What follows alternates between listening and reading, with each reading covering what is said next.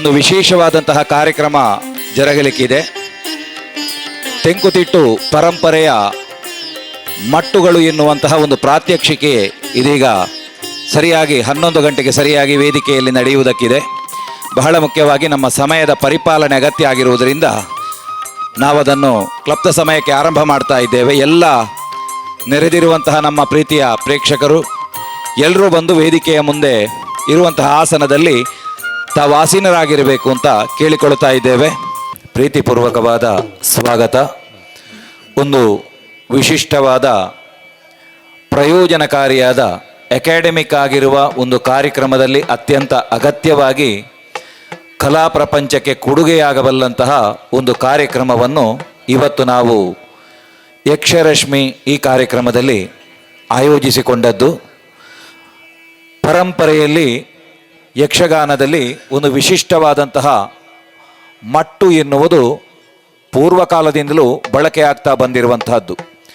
ಯಕ್ಷಗಾನದ ಒಂದು ಸ್ವರೂಪ ಹೇಗೆ ಅಂತ ಕೇಳಿದರೆ, ಆ ಕಲಾ ಬಯಲಾಟದಲ್ಲಿ ಅದು ಉಳಿದ ಪ್ರಕಾರದಲ್ಲಿರುವ ಹಾಗೆ ಅದರ ಆಹಾರ್ಯ ಇಲ್ಲ. ಹಾಗಾದರೆ ಆ ವೇಷಭೂಷಣಕ್ಕೆ ತಕ್ಕ ಹಾಗೆ ಅಭಿನಯಗಳನ್ನು ಮಾಡುವುದಕ್ಕೆ ಒಂದು ಶಿಷ್ಟ ಪರಂಪರೆಯ ಶೈಲಿಯಲ್ಲಿ ಪದ್ಯಗಳ ರಚನೆಯನ್ನು ನಮ್ಮ ಪೂರ್ವಸೂರಿಗಳಾದಂತಹ ಕವಿಗಳು ಮಾಡಿದ್ದಾರೆ. ಭರತನಾಟ್ಯದಲ್ಲಿ ಆದರೆ ದೇಹವನ್ನು ಪೂರ್ಣ ಬಗ್ಗಿಸಿ ಅಥವಾ ಬೇರೆ ಬೇರೆ ಆಯಾಮಗಳಿಂದ ಭಂಗಿಗಳನ್ನು ಮಾಡುವುದಕ್ಕೆ ಸಾಧ್ಯ.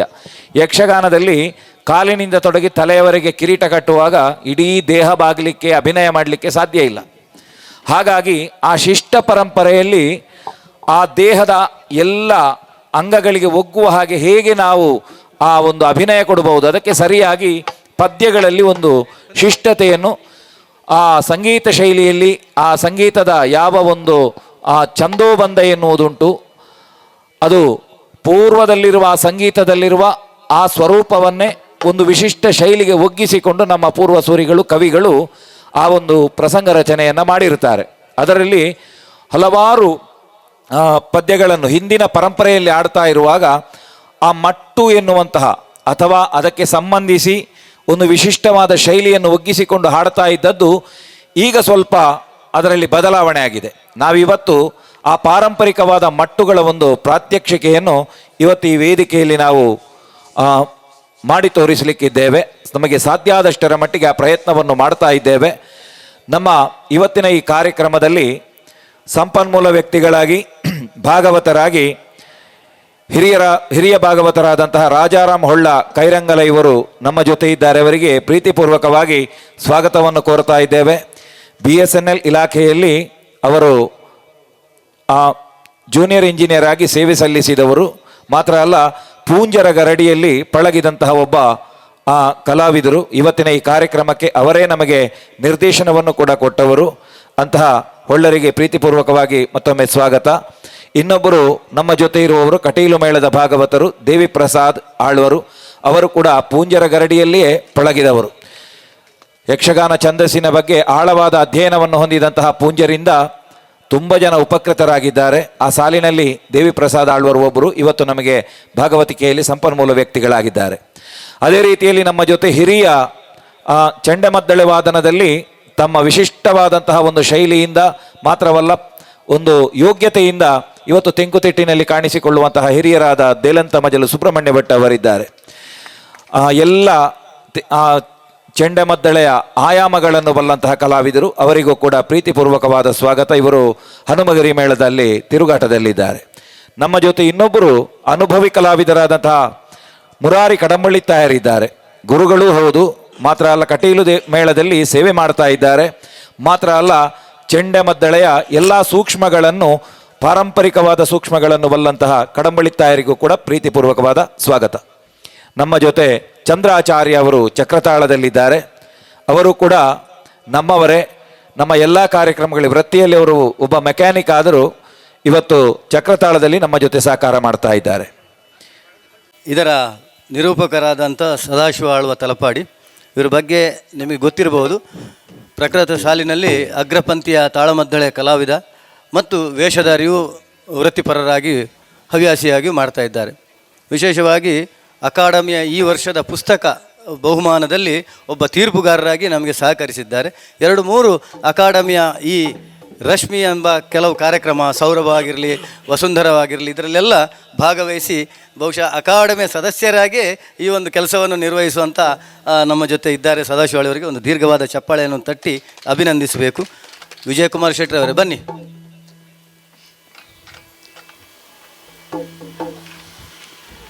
ಸದಸ್ಯ ಸಂಚಾಲಕರಾದಂಥ ವಿಜಯಕುಮಾರ್ ಶೆಟ್ಟಿ ಮೊಯ್ಲೊಟ್ಟು ಅವರಿಂದ ಅವರಿಗೆ ಆತ್ಮೀಯವಾದಂಥ ಸ್ವಾಗತ.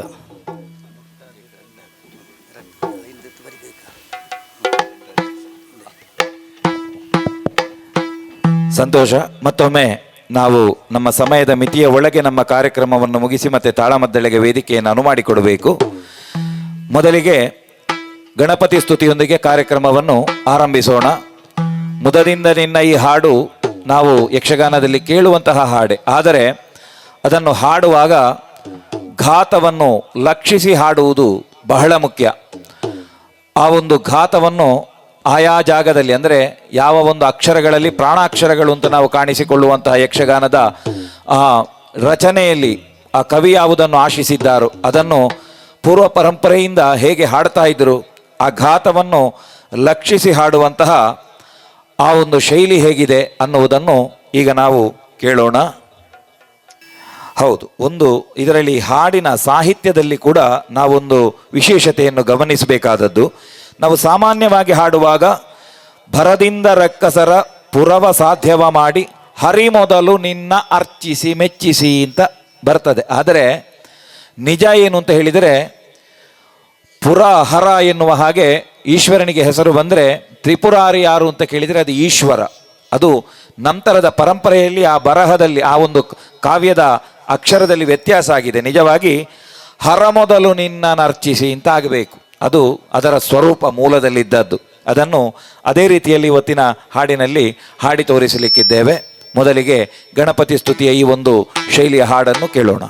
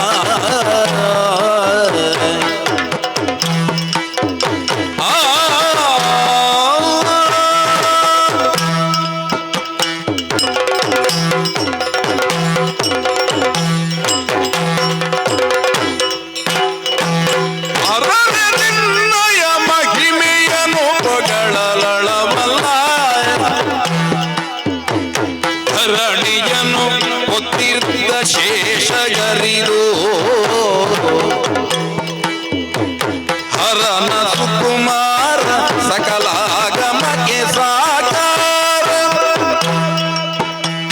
ಹರಿಯುಳು ವಿಶೇಷ ಮದವೂರ ವಿಘ್ನೇಶ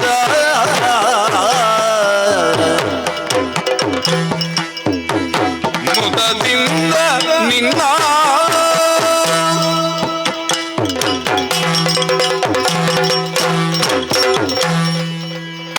ಘಾತವನ್ನು ಲಕ್ಷಿಸಿ ಹಾಡುವಾಗ ತುಂಬ ಎಚ್ಚರಿಕೆ ಬೇಕಾಗ್ತದೆ. ಯಾಕಂದರೆ ಅನಭ್ಯಾಸಿಗಳಾಗಿ ಅಥವಾ ಈಗಿನ ಒಂದು ಓಗಕ್ಕೆ ಒಗ್ಗಿ ನಾವು ಹಾಡುವಾಗ ತೆಗೆಯುವಾಗ ಒಮ್ಮೆ ಆ ಒಂದು ಕಾಲ ಏನಿರುತ್ತದೆ ಗತಿ ಅದು ಮುಗಿಯುವಾಗ ಹಾಗೆ ಇರುವುದಿಲ್ಲ.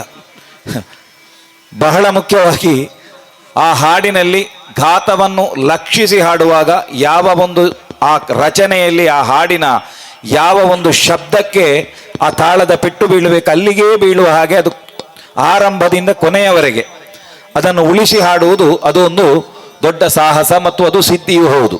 ಈ ಹಾಡಿನಲ್ಲಿ ಇದನ್ನು ನಾವು ಗಮನಿಸಿದ್ದೇವೆ. ಈಗ ಮುಂದಿನ ಹಾಡು ಇನ್ನೊಂದು ನಮ್ಮ ಬಹಳ ಪ್ರಸಿದ್ಧವಾದಂತಹ ಪ್ರಾರಂಭದಲ್ಲಿ ಯಕ್ಷಗಾನದ ಆರಂಭದಲ್ಲಿ ನಾವು ದೇವಿಯನ್ನು ಸ್ತುತಿಸುವಂತಹ ಒಂದು ಹಾಡು. ಇಲ್ಲಿಯೂ ಈಗ ಈ ಹಾಡಿನಲ್ಲಿ ನಾವು ಬಹಳ ಮುಖ್ಯವಾಗಿ ಗಮನಿಸಬೇಕಾದದ್ದು ಘಾತ ಲಕ್ಷ್ಯವನ್ನು ಗಮನಿಸಿಕೊಂಡು ಅರ್ಥಕ್ಕನುಸಾರವಾಗಿ ಹಾಡುವಂತಹದ್ದು. ಯಾವ ಕಾರಣಕ್ಕೂ ಪದ್ಯದ ಸಾಹಿತ್ಯಕ್ಕೆ ಬಿಟ್ಟು ಬೀಳಬಾರದು, ಅದು ಲೋಪ ಆಗಬಾರದು. ಹಾಡುವಾಗ ಇದನ್ನು ಬಹಳ ಗಮನ ಇಟ್ಟು ಹಾಡಬೇಕಾದದ್ದು. ಈ ಹಾಡು ಶರಣು ತಿರುವಗ್ರ ಶಾಲಿ ವಾಸಿನಿ. ನಾನು ಇಲ್ಲಿ ಕೂಡ ಒಂದು ಬಹಳ ಮುಖ್ಯವಾದ ಬದಲಾವಣೆ, ಆ ನಂತರದಲ್ಲಿ ಬಹುಶಃ ಅದು ಲಿಪಿಕಾರರು ಅದನ್ನು ಪ್ರಿಂಟ್ ಮಾಡುವಾಗ ಅದ ಬದಲಾವಣೆ. ನಾವು ಸಾಮಾನ್ಯ ಹೇಳುವುದು ಹೇಗೆ ಅಂದರೆ ಶರಣು ತಿರುವಗ್ರ ಶಾಲಿ ವಾಹಿನಿ ಅಂತ, ಅದು ಹಾಗಿರಲಿಲ್ಲಂತೆ. ಅದು ಪರಂಪರೆಯಲ್ಲಿ ಹೇಗೆ ಅಂತ ಕೇಳಿದರೆ ಶರಣು ತಿರುವಗ್ರ ಶಾಲಿ ವಾಸಿನಿ. ಯಾಕಂದರೆ ಆ ಹಾಡಿನ ಇಡೀ ಒಂದು ಸೊಲ್ಲನ್ನು ನಾವು ಗಮನಿಸಿದರೆ ಶರಣು ತಿರುವಗ್ರ ಶಾಲಿ ವಾಸಿನಿ, ಶರಣು ಶ್ಯಾಮಲ ರೂಪಿಣಿ, ಶರಣು ಶಂಕರಿ ಗೌರಿ ಪಾರ್ವತಿ, ಶರಣು ಬಳಿರಣ್ಣ ಪೂರಿಣಿ. ಅಂದರೆ ಅನ್ನಪೂರ್ಣೆಯಾದಂತಹ ಪಾರ್ವತಿಯ ಕುರಿತಾಗಿರುವ ಈ ಹಾಡು. ಅದು ಪ್ರಾರಂಭದಲ್ಲಿ ಅದರ ಸೂಚನೆ ಹೇಗೆ ಸಿಗ್ತದೆ ಅಂದರೆ ಶರಣು ತಿರುವ ಅಗ್ರಶಾಲಿ ವಾಸಿನಿ, ಅಗ್ರಶಾಲೆಯಲ್ಲಿ ವಾಸವಾಗಿರುವವಳು ಅನ್ನಪೂರ್ಣೆ. ಅದು ಆನಂತರ ಹೇಳಿ ಹೇಳಿ ಅದು ವಾಹಿನಿ ಅಂತಲೇ ಆಗಿದೆ. ಹಾಗಾಗಿ ಇಲ್ಲಿಯೂ ಕೂಡ ಹಾಗೆ ಈ ಹಾಡನ್ನು ಹಾಡುವಾಗ ಘಾತವನ್ನು ಲಕ್ಷಿಸಿಕೊಂಡು ಅದನ್ನು ಒಂದು ಲಯಬದ್ಧವಾಗಿ ಒಂದು ಮಟ್ಟು ಎನ್ನುವ ಶೈಲಿಯಿಂದ ಪರಂಪರೆಯಿಂದ ಹೇಗೆ ಹಿರಿಯರು ಹಾಡಿಕೊಂಡು ಬಂದಿದ್ದರು ಅನ್ನುವುದನ್ನು ಈಗ ನಾವು ಕಾಣೋಣ.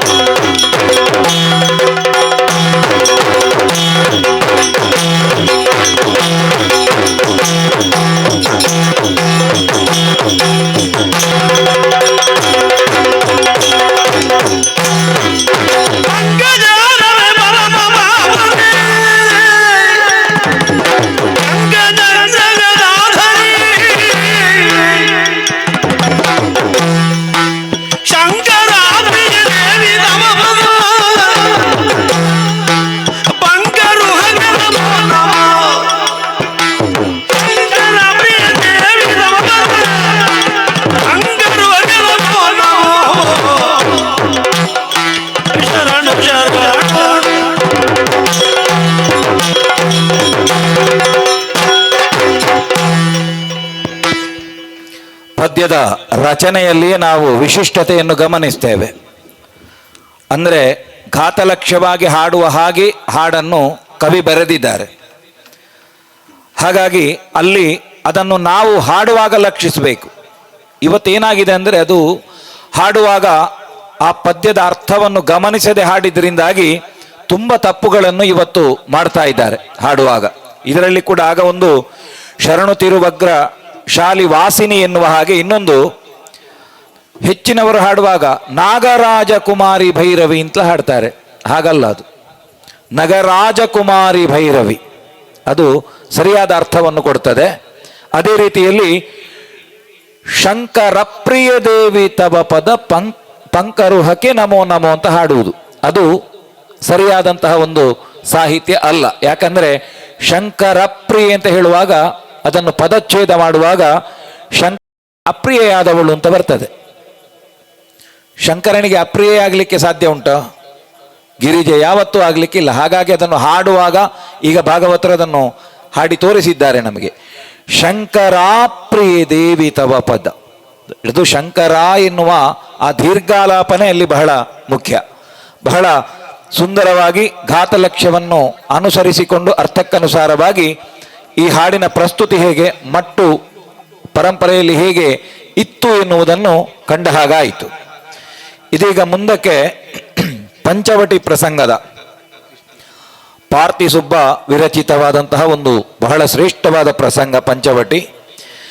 ನಾವು ಈ ಪರಂಪರೆಯಲ್ಲಿ ಪೂರ್ವದಲ್ಲಿ ಈ ಯಕ್ಷಗಾನ ಪದ್ಯ ರಚನೆಯನ್ನು ಮಾಡುವಾಗ ಬಹಳ ವಿಶೇಷತೆಯನ್ನು ಗಮನಿಸುವುದು ಅಲ್ಲಿ ದ್ವಿರುಕ್ತಿಗಳನ್ನು ಬರೆಯುವಂತಹದ್ದು. ಆ ದ್ವಿರುಕ್ತಿಗಳನ್ನು ತುಂಬ ಕಡೆ ನಾವು ಕಾಣ್ತೇವೆ ಯಕ್ಷಗಾನದ ರಚನೆಯಲ್ಲಿ. ಅದನ್ನು ಆ ದ್ವಿರುಕ್ತಿ ಪ್ರತಿ ಪಾದದಲ್ಲಿ ಕೂಡ ನಮಗೆ ನೋಡಲಿಕ್ಕೆ ಸಿಗ್ತದೆ. ಅದನ್ನು ಹಾಡುವಾಗ ಅದರದ್ದೇ ಆದ ಶೈಲಿಯಲ್ಲಿ ನಾವು ಹಾಡಬೇಕಾಗ್ತದೆ. ಅದನ್ನು ಈಗ ಈ ಒಂದು ಹಾಡು ರಾಮನಾಟ್ಟಂ ಎನ್ನುವಂತಹ ವಿಶಿಷ್ಟವಾದ ಕೇರಳದ ಶೈಲಿಯಲ್ಲಿ ಬರೆಯಲ್ಪಟ್ಟ ಆ ಒಂದು ಕಾವ್ಯವನ್ನೇ ಆಧರಿಸಿಕೊಂಡು ಪಾರ್ತಿಸುಬ್ಬ ಬರೆದದ್ದು ಆ ಇಡೀ ರಾಮಾಯಣದ ಪ್ರಸಂಗಗಳನ್ನು. ಅಲ್ಲಿ ಬಂದಿರುವ ವಿಶಿಷ್ಟ ಶೈಲಿಯ ಒಂದು ಆ ಹಾಡು ದಿಟ್ಟಿಸಿ ನೋಡಿದೆ ಏನು ತಮ್ಮ ತಮ್ಮ, ಅದು ಒಮ್ಮೆ ಬಂದರೆ ಮತ್ತೆ ಪುನಃ ಬರ್ತದೆ ಹಾಗೆ ತಮ್ಮ ತಮ್ಮ ಅಂತ ಎರಡೆರಡು ಬಾರಿ ಪ್ರತಿಪಾದದಲ್ಲಿ ಆ ದ್ವಿರುಕ್ತಿ. ಅದನ್ನು ಹೀಗೆ ಹಾಡುವುದು ಎನ್ನುವುದನ್ನು ಈಗ ನೋಡೋಣ. ದೃಷ್ಟಿಸಿ ನೋಡಿದೇನು ತಮ್ಮ ತಮ್ಮ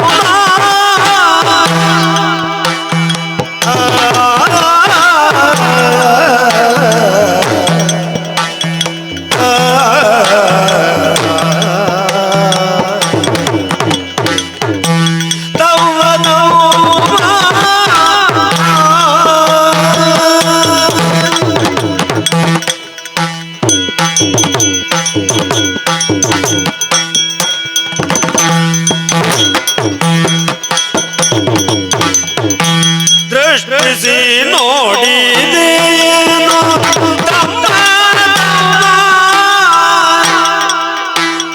ಜಾಗಿ ಬಹು ಕಷ್ಟಪಟ್ಟಳಲ್ಲೂ ಬರಿದೆ ತಮ್ಮ ತಮ್ಮ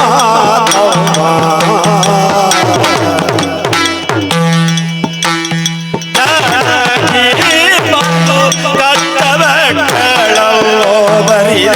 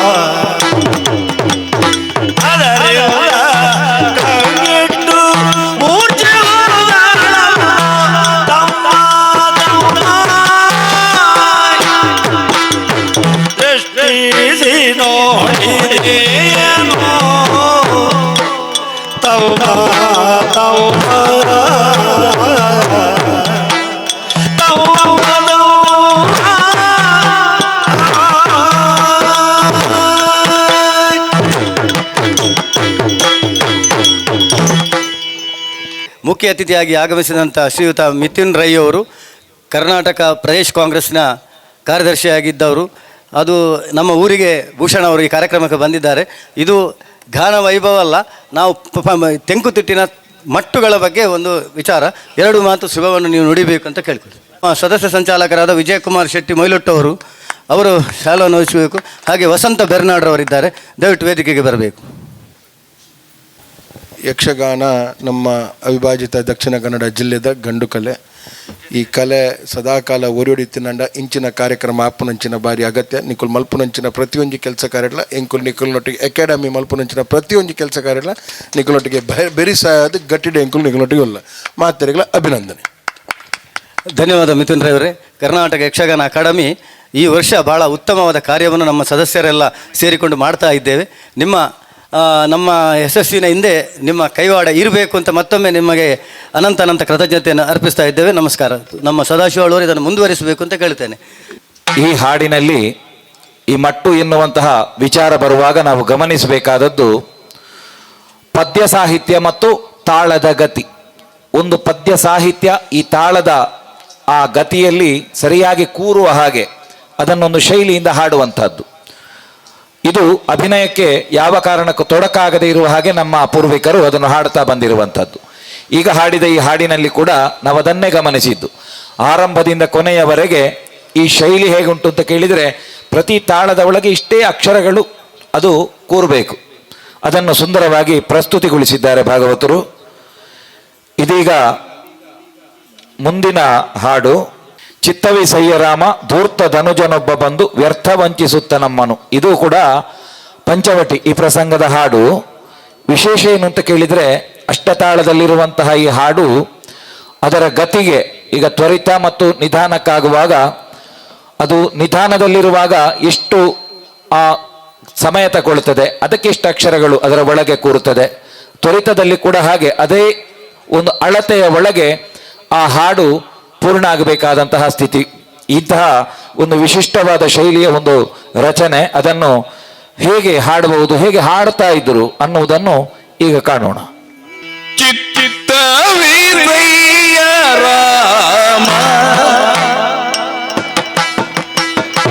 ಚಿತ್ತ ವೀರಯ್ಯ ರಾಮ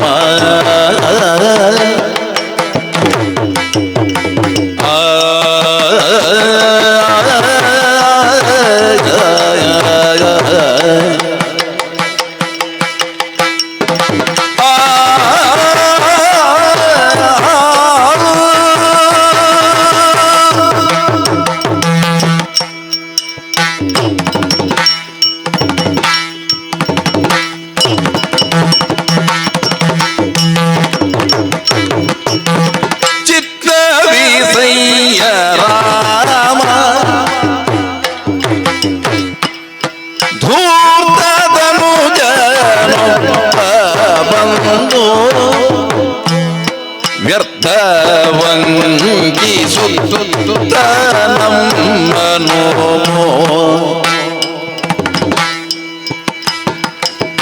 ಯಜ್ಞಶಾಲೆಯ ಕಿತ್ತು ಬಿಸಾಡಿ ಹೋದನು ಧೂರ್ತಧನುಜನೊಬ್ಬ ಬಂದು ವ್ಯರ್ಥವಂಕಿಸುತ್ತ ನಮ್ಮನು ಯಜ್ಞಶಾಲೆಯ ಕಿತ್ತು ಬಿಸಾಡಿ ಹೋದನು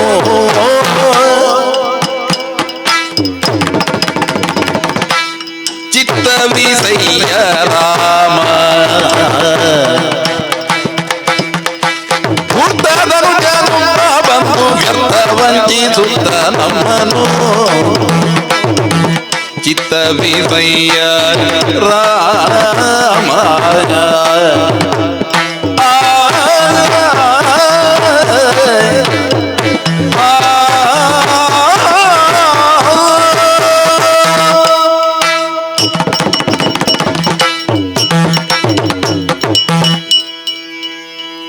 ಮುಂದಿನ ಹಾಡು ಅದೇ ಪಂಚವಟಿ ಪ್ರಸಂಗದಿಂದ ಆಯ್ದಂತಹ ಒಂದು ಹಾಡು, ವನಜಲೋಚನೆ ಕೇಳು ಮುಂದೆ. ಈ ಹಾಡು ಅದು ಕೂಡ ಒಂದು ವಿಶಿಷ್ಟವಾದಂತಹ ಮಟ್ಟಿನಿಂದ ಕೂಡಿದಂತಹ ಒಂದು ಹಾಡು. ಇದರ ವಿಶಿಷ್ಟತೆಯೊಂದಿಗೆ ಇದನ್ನು ಯಾವ ಒಂದು ಸ್ವರೂಪದಲ್ಲಿ ವಿಶಿಷ್ಟತೆಯನ್ನು ಹೊಂದಿದೆ ಎನ್ನುವುದನ್ನು ಈಗ ನಮಗೆ ಹೊಳ್ಳರು ವಿವರಿಸಿ ಮತ್ತೆ ಅದನ್ನು ಹಾಡಲಿಕ್ಕಿದ್ದಾರೆ. ಏಕತಾಳದಲ್ಲೇ ನಿಬದ್ಧವಾದರೂ ಕೂಡ ಅದನ್ನು ಸಾಮಾನ್ಯ ಏಕತಾಳಗಳಂತೆ ಹಾಡುವುದಕ್ಕೆ ಸ್ವಲ್ಪ ಕಷ್ಟ ಇದೆ. ಯಾಕಂದರೆ ಅದರ ರಚನೆಯೇ ಆಗಿದೆ. ಅದನ್ನು ಯಾವ ಘಾತದಲ್ಲಿ ಎಲ್ಲಿ ಸೇರಿಸಬೇಕೋ ಅಲ್ಲೇ ಸೇರಿಸಿದರೆ ಮಾತ್ರ ಆ ಹಾಡನ್ನು ಸುಗಮವಾಗಿ ಹಾಡುವುದಕ್ಕೆ ಸಾಧ್ಯವಾಗ್ತದೆ. ಅದನ್ನು ಹಾಡಿನ ಮುಖಾಂತರವೇ ನೋಡೋಣ. ಹೇಗೆ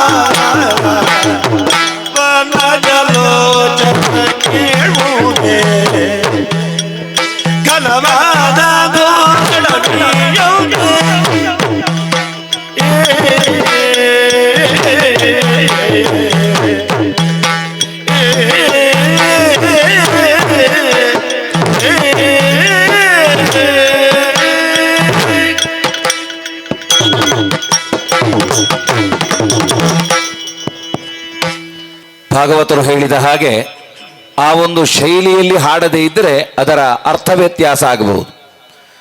ಹಾಗಾಗಿ ಆ ರಚನೆಯ ಒಂದು ಕೌಶಲ್ಯವೇ ಹಾಗುಂಟು ಈ ಹಾಡಿನಲ್ಲಿ. ಇನ್ನೊಂದು ವಿಚಾರ, ಬಹಳಷ್ಟು ಜನ ಹಾಡುವಾಗ ಅಲ್ಲಿ ವನಜ ಲೋಚನ ಕೇಳು ಮುಂದೆ, ಅದು ಹಾಗೆ ಸೀತೆಯ ಹಾಡದು. ಅದನ್ನು ಬಹಳಷ್ಟು ಬಾರಿ ಅದು ಪ್ರಿಂಟ್ ತಪ್ಪಾಗಿ ವನಜ ಲೋಚನೆ ಅಂತಲೇ ಹೇಳುವುದು, ಅಲ್ಲಿ ಹಾಗೆ ಇಲ್ಲ, ಅದು ವನಜ ಲೋಚನ ಅಂತಲೇ ಆಗಬೇಕು. ಅದೇ ರೀತಿ ನಾವು ಮುಂದಿನ ಹಾಡಿಗೆ ಹೋಗ್ತಾ ಇದ್ದೇವೆ. ಇದು ಕೂಡ ಹಾಗೆ ಏಕತಾಳದ ಹಾಡು. ಇದು ಒಂದು ವಿಶಿಷ್ಟ ಶೈಲಿಯ ರಚನೆ. ಅದನ್ನು ಅದರದ್ದೇ ಆದ ಶೈಲಿಯಲ್ಲಿ ಹಾಡಿದರೆ ಅದಕ್ಕೆ ಒಂದು ಸುಗಮತೆ ಎನ್ನುವುದು ಸಿಗ್ತದೆ. ಸಾಮಾನ್ಯವಾಗಿ ಎಲ್ಲ ಹಾಡನ್ನು ಭಾಗವತರುಗಳಿಗೆ ನೋಡುವಾಗ ಆ ಏಕತಾಳ ಅಂತ ಹೇಳುವಾಗ ಅದು ಲಯ ಸಿದ್ಧಿಯಲ್ಲಿ ಬರ್ತದೆ ಅವರಿಗೆ ಹಾಡಲಿಕ್ಕೆ. ಆದರೆ ಇದನ್ನು ನೋಡುವಾಗ ಅಷ್ಟು ಸುಲಭದಲ್ಲಿ ಅದು ಉಗ್ಗಿಕೊಳ್ಳುವ ಹಾಗಿಲ್ಲ.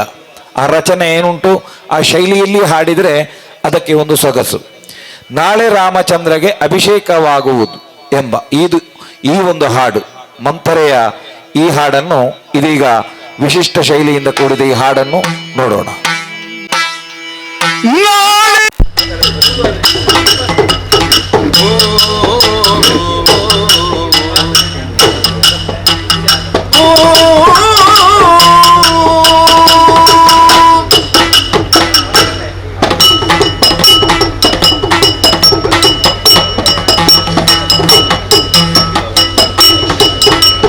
ನಾಳೆ ರಾಮಚಂದ್ರಗ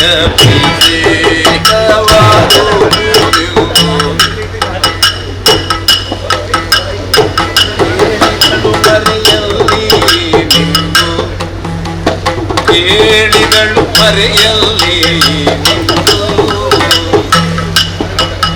ಅಂದರೆ ಹೋಗಿ ಅಂದರೆ ಹೋಗಿ ಅಂದರೆ ಹೋಗಿ ಬೇಳಿದಳ ಕೈಗೆಯುಳಿಯುತ್ತವು.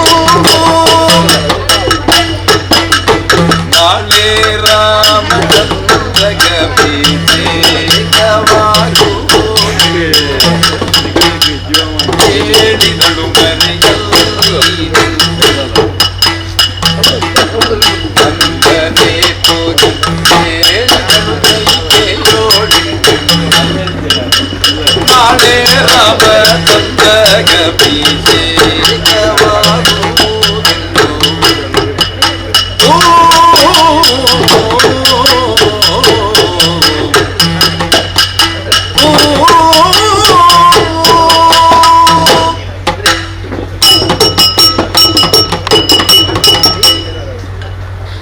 ಇದೀಗ ಮುಂದಿನ ಹಾಡು ಆದಿತಾಳದ ಬಿಡಿತದೊಂದಿಗೆ ಘಾತವನ್ನು ಲಕ್ಷಿಸುವ ವಿಶಿಷ್ಟವಾದ ಶೈಲಿಯಿಂದ ಕೂಡಿದ ಒಂದು ಹಾಡು. ಅದು ಪಂಚವಟಿ ಪ್ರಸಂಗದ ಹಾಡೆ. ಪಾರ್ತಿಸುಬ್ಬನ ವಿಶಿಷ್ಟ ರಚನೆಗಳಲ್ಲಿ ಇದು ಕೂಡ ಒಂದು. ಸಂಸ್ಕೃತ ಭೂಯಿಷ್ಠವಾದಂತಹ ಪದಗಳನ್ನು ಬಳಸಿ ರಾಮನಾಟಂ ಆ ಒಂದು ಕಲೆಯಲ್ಲಿ ಯಾವ ಶಬ್ದ ಇದೆಯೋ ಅದನ್ನೇ ಬಳಸಿ ಆ ಮಲಯಾಳದ ನುಡಿಗಟ್ಟನ್ನು ಮತ್ತೆ ಕನ್ನಡೀಕರಿಸಿದ್ದು ಒಂದು ವಿಶಿಷ್ಟತೆ ಪಾರ್ತಿಸುಬ್ಬನದ್ದು. ಅದು ರಾಮನಾಟಂನಲ್ಲಿ ಕೂಡ ಈ ಒಂದು ಸಾಹಿತ್ಯದ ಪ್ರಥಮ ಚರಣ ಹಾಗೆ ಉಂಟು. ರಾಘವ ನರಪತೆ ಶೃಣು ಮಮ ವಚನಂ, ರಾಘವನೇ ನರಪತಿಯೇ ಕೇಳು ನನ್ನ ಮಾತನ್ನು. ಈ ಒಂದು ಹಾಡು ಅದರ ವಿಶಿಷ್ಟ ಶೈಲಿಯಿಂದ ಗಮನ ಸೆಳೆಯುವಂಥದ್ದು. ಅದು ಏನು ಹೇಗೆ ಎನ್ನುವುದನ್ನು ಇದೀಗ ನೋಡೋಣ. ರಾಘವ ನರಪತೆ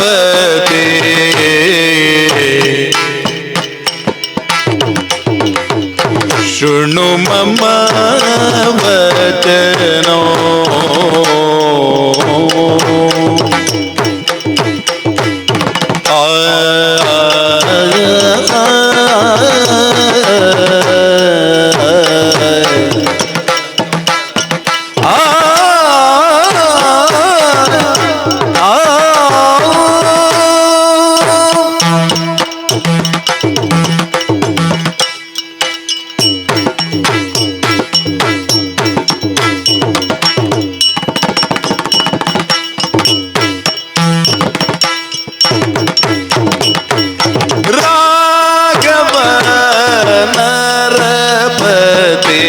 ಶೃಣು ಮಮ ವಚನೋ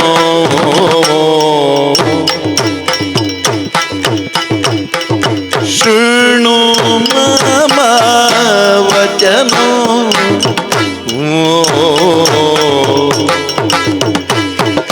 ನೀ ಗುಣ ನಿಧಿಯು ನಿನ್ನ ಸೇರಿದೆ ಅಂದು ನೀ ಗುಣ ನೀತಿ ಎಂದು ನಿನ್ನ ಸೇರಿದೆ ಬಂದು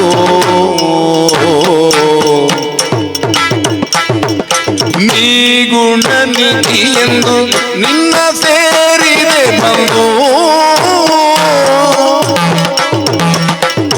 ಅತಿ ಕುಲವತಿ ನಾನು ಅತಿ ಕುಲವತಿ ನಾನು ಪೃಥ್ವಿ ಪಾಲಕ ನೀನು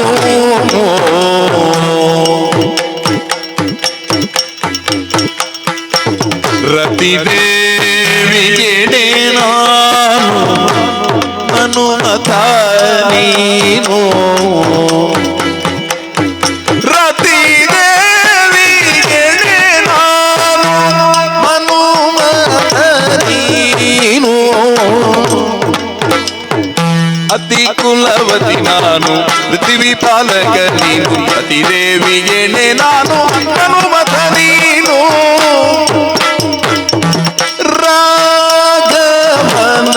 ರಾಘವನರಪತೆ ಶೃಣು ಮಮ ವಚನೋ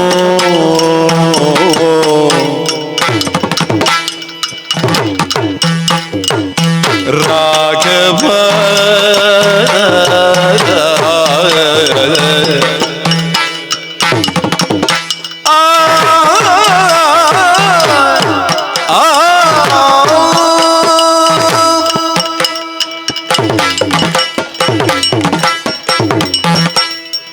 ಇಲ್ಲಿ ಕೂಡ ಬಹಳ ಮುಖ್ಯವಾಗಿ ಘಾತವನ್ನು ಲಕ್ಷಿಸಿ ಆ ಒಂದು ಹಾಡು ಹೇಗೆ ಸಾಗ್ತದೆ ಎನ್ನುವುದನ್ನು ನಾವು ನೋಡಿದ್ದೇವೆ.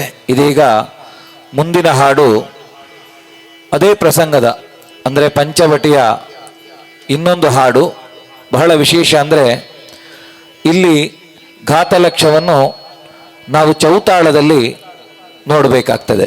ಆ ಚೌತಾಳದಲ್ಲಿ ಆ ಘಾತಲಕ್ಷ್ಯವನ್ನು ಹೊಂದಿ ಹೇಗೆ ಹಾಡಬಹುದು. ಬಹಳ ಮುಖ್ಯವಾಗಿ ಯಕ್ಷಗಾನದಲ್ಲಿ ಆ ಚೌತಾಳದ ಬಳಕೆ ಬಹಳ ಕಡಿಮೆ. ಅಂತಹ ಒಂದು ತಾಳದ ಪ್ರಸ್ತುತಿ ಈ ಹಾಡಿಗೆ ಹೇಗೆ ಆಗುತ್ತದೆ ಮತ್ತು ಈ ರಚನೆಗೆ ಈ ತಾಳದ ಆ ಸಾಹಿತ್ಯಕ್ಕೆ ಒಗ್ಗುವ ಹಾಗೆ ಆ ಘಾತವನ್ನು ಲಕ್ಷಿಸಿಕೊಂಡು ಹೇಗೆ ಹಾಡಬಹುದು ಎನ್ನುವುದನ್ನು ಇದೀಗ ನೋಡೋಣ.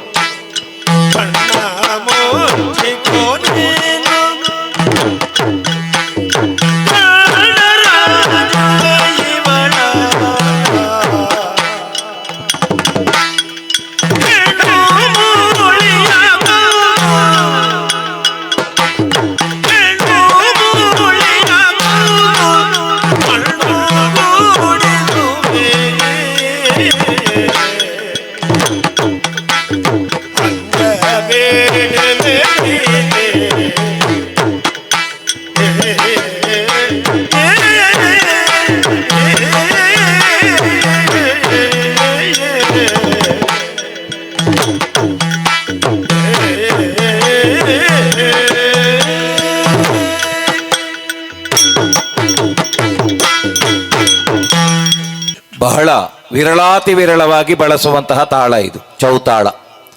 ಬಹುಶಃ ಈಗೀಗ ಕಮ್ಮಟದಲ್ಲಿಯೇ ಬಳಕೆ ಆಗುವುದು ಅಂತ ಕಾಣ್ತದೆ.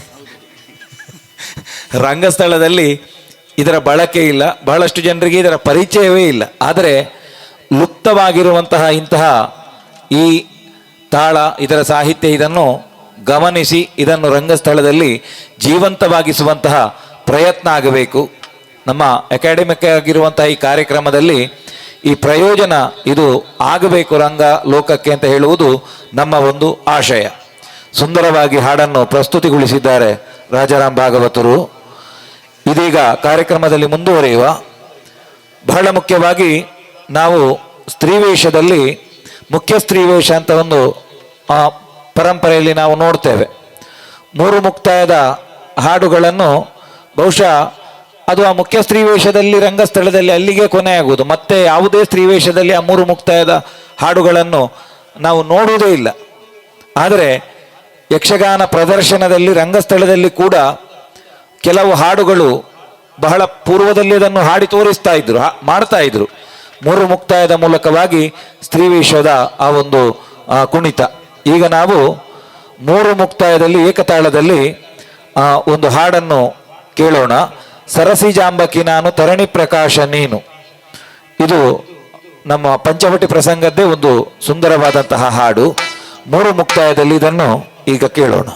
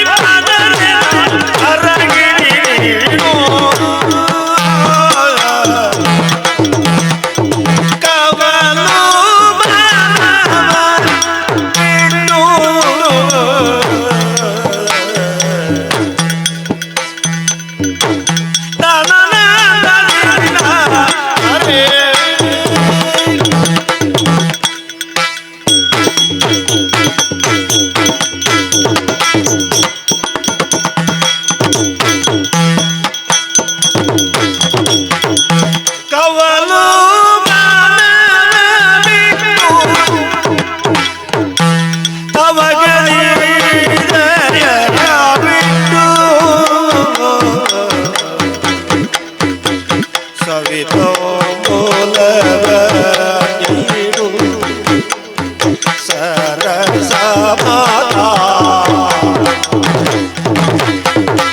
ಅವನು ಮನವ ಬಿಟ್ಟು ಪ್ರಗತಿಲಯ ಬಿಟ್ಟು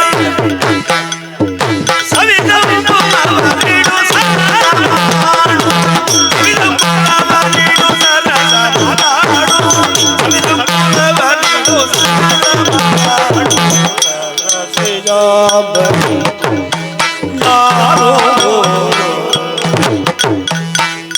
ರಣಿ ಪ್ರಗದಾನಿ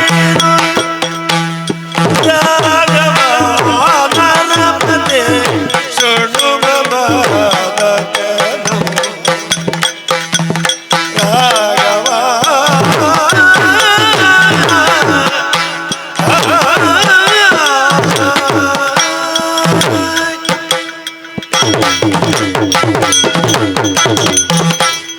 ಪೂರ್ವರಂಗದಲ್ಲಿ ಯಾವ ಹಾಡುಗಳು ಬರ್ತಾವೋ ಅವೆಲ್ಲ ಬಹುಶಃ ನಾವೀಗ ತಿಳ್ಕೊಂಡಿದ್ದೇವೆ. ಅದು ಪೂರ್ವರಂಗದ್ದು ಮತ್ತೆ ಯಾವ ಕಾರಣಕ್ಕೂ ಮತ್ತೆ ರಂಗಸ್ಥಳದಲ್ಲಿ ಬರಲೇಬಾರದು ಅಂತ. ಅದೊಂದು ಹರಕೆ ಹೊತ್ತ ಹಾಗೆ, ಅದು ಮತ್ತೆ ಬರಲಿಕ್ಕಿಲ್ಲ. ಅದು ಹಾಗಲ್ಲ. ಅದು ನಿಜವಾಗಿ ಪೂರ್ವರಂಗ ಎನ್ನುವುದು ನಂತರದ ಉತ್ತರ ರಂಗಕ್ಕೆ ಅದೊಂದು ವೇದಿಕೆ. ಅದು ಅದಕ್ಕೆ ಒಂದು ಪೂರ್ವಭಾವಿಯಾಗಿ ನಾವು ಮಾಡುವಂಥದ್ದು. ಅದು ಪರಿಪೂರ್ಣ ಆಯಿತು ಅಂತ ಆದರೆ ರಂಗಸ್ಥಳದಲ್ಲಿ ಮತ್ತೆ ಮುಂದಕ್ಕೆ ಯೋಗ್ಯ ಅಂತ ಅರ್ಥ. 3 ಮುಕ್ತಾಯದ ಹಾಡುಗಳನ್ನು ಕಂಡಿದ್ದೇವೆ. ಅದೇ ರೀತಿಯಲ್ಲಿ 9 ಮುಕ್ತಾಯದ ಹಾಡು, ಅದು ಕೂಡ ಮುಖ್ಯ ಸ್ತ್ರೀವೇಷದಲ್ಲಿ ನಾವು ಗಮನಿಸುವಂಥದ್ದು. ಅದನ್ನು ರಂಗಸ್ಥಳದಲ್ಲಿ ನಾವು ಅಳವಡಿಸುವುದಕ್ಕೆ ಸಾಧ್ಯತೆ ಉಂಟು. ಅಳವಡಿಸ್ತಾ ಇದ್ದರೂ ಅದನ್ನು ಈಗ ನಾವು ನೋಡೋಣ. 9 ಮುಕ್ತಾಯದ ಒಂದು ಹಾಡು, ಅದು ಕಾಯಕಲ್ಪ ಪ್ರಸಂಗದಿಂದ ಆಯ್ದಂತಹ ಒಂದು ಹಾಡು, ಕೋಮಲೆ ನೀನಾರೆಲೆ. ಈ ಹಾಡು ಕೋಮಲೆ ನೀನಾರಿಲೆ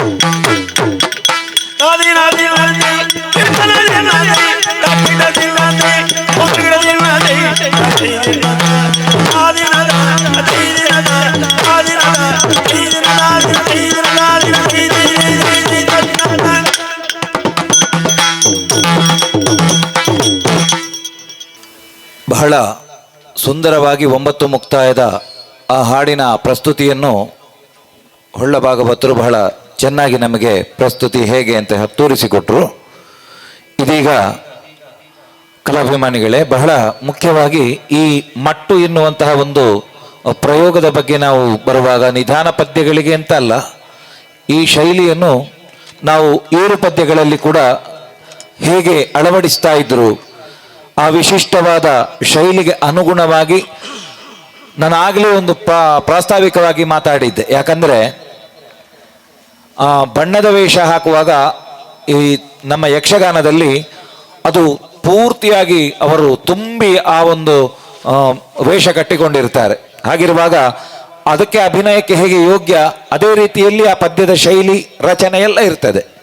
ಈಗ ನಾವೊಂದು ವಿಶಿಷ್ಟ ಮಟ್ಟಿನಲ್ಲಿ ರಚಿಸಲ್ಪಟ್ಟ ದುಶ್ಯಾಸನವಧೆ ಪ್ರಸಂಗದ ಒಂದು ಹಾಡನ್ನು ಏರು ಗತಿಯಲ್ಲಿ ಹೇಗೆ ವಿಶಿಷ್ಟವಾಗಿ ಅದನ್ನು ಮಾಡಿ ತೋರಿಸ್ತಾ ಇದ್ರು. ಈಗಲೂ ರಂಗಸ್ಥಳದಲ್ಲಿ ಹಿರಿಯ ಭಾಗವತರುಗಳು ಅದನ್ನು ಹಾಡಿ ತೋರಿಸ್ತಾರೆ ನಮಗೆ. ದುಶ್ಯಾಸನವಧೆ ಪ್ರಸಂಗದ ಬಂದ ರಾಗ ಯುದ್ಧಕ್ಕೆ ನಿಂದ ರಾಗ, ಈ ಹಾಡನ್ನು ನೋಡೋಣ.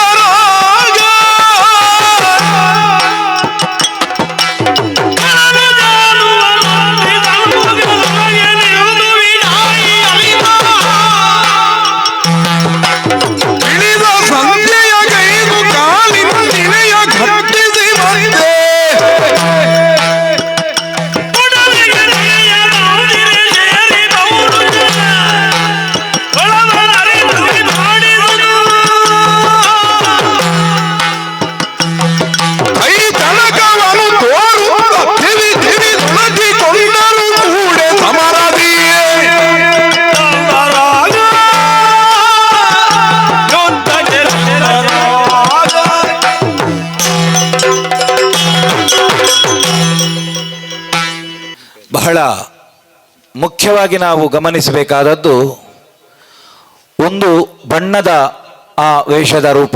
ಯಾಕಂದರೆ ದುಶ್ಯಾಸನ ವಧೆಯ ಭೀಮ ಮತ್ತು ದುಶ್ಯಾಸನ ಆ ಆಳಂಗದಿಂದ ಆ ವೇಷ ಕಟ್ಟುವ ರೀತಿ ಹಾಗಿರ್ತದೆ. ಅವರಿಗೆ ಅಭಿನಯ ಮಾಡುವಾಗ ಅದಕ್ಕೆ ಸ್ವಲ್ಪ ನಿಧಾನಗತಿಯಲ್ಲಿ ಹಾಡಬೇಕಾದ ಅನಿವಾರ್ಯತೆ. ಇನ್ನೊಂದು, ಈ ಹಾಡನ್ನು ನಾವು ಗಮನಿಸಿದರೆ ಇದರ ರಚನೆ ಸಾಮಾನ್ಯವಾಗಿ ಏರು ಪದಗಳು ಒಂದು ನಿರ್ದಿಷ್ಟವಾಗಿ ಹಾಡಿ ಮತ್ತೆ ಅದು ತಕ್ಷಣ ಕೊನೆಗೊಳ್ಳುತ್ತದೆ. ಆದರೆ ಈ ಹಾಡು ಅದು ತುಂಬ ಉದ್ದ ಇದೆ. ಅಷ್ಟು ಉದ್ದ ಇದ್ದಾಗ ಅದನ್ನು ಅತ್ಯಂತ ವೇಗವಾಗಿ ಹಾಡಿ ಮುಗಿಸಿದರೆ ಆ ವೇಷ ಮಾಡಿದವ ಮತ್ತೆ ಅಲ್ಲಿ ಕೈಕಾಲು ಬಿಡಬೇಕಾದ ಪರಿಸ್ಥಿತಿ. ಅದಕ್ಕೆ ಈ ಶೈಲಿ, ಹಾಡುವಂತಹ ರೀತಿ, ಇದನ್ನು ಹೀಗೆ ಮಾಡಿದ್ದಾರೆ. ಬಹಳ ಸುಂದರವಾದ ಪ್ರಸ್ತುತಿ. ಮುಂದಿನ ಇನ್ನೊಂದು ಅದೇ ಪ್ರಸಂಗದ ಹಾಡು ನಾವು ದುಶ್ಯಾಸನ ವಧೆಯಲ್ಲಿ, ಅದು ಕೂಡ ಈ ವಿಶಿಷ್ಟವಾದಂತಹ ಒಂದು ಶೈಲಿಯಲ್ಲಿ ಕೂಡಿದ ಹಾಡು. ಎಲ್ರಿಗೂ ದುಶ್ಯಾಸನ ವಧೆ ನೋಡಿದವರಿಗೆ ಈ ಹಾಡನ್ನು ಕೇಳಿರ್ತೀರಿ. ಆದರೆ ಅದರದ್ದೇ ಆದ ಒಂದು ಪದ್ಧತಿ ಹೇಗುಂಟು ಎನ್ನುವುದನ್ನು, ಆ ಶೈಲಿ ಹೇಗೆ ಎನ್ನುವುದನ್ನು ಈಗ ನೋಡೋಣ. ಬಳಿರೆ ದುಶ್ಯಾಸನಾಖ್ಯ ನಿನ್ನೊಡನೆ ಕುಳುಗುಳವ ದಾರಿಗೆ ಸಖ್ಯ.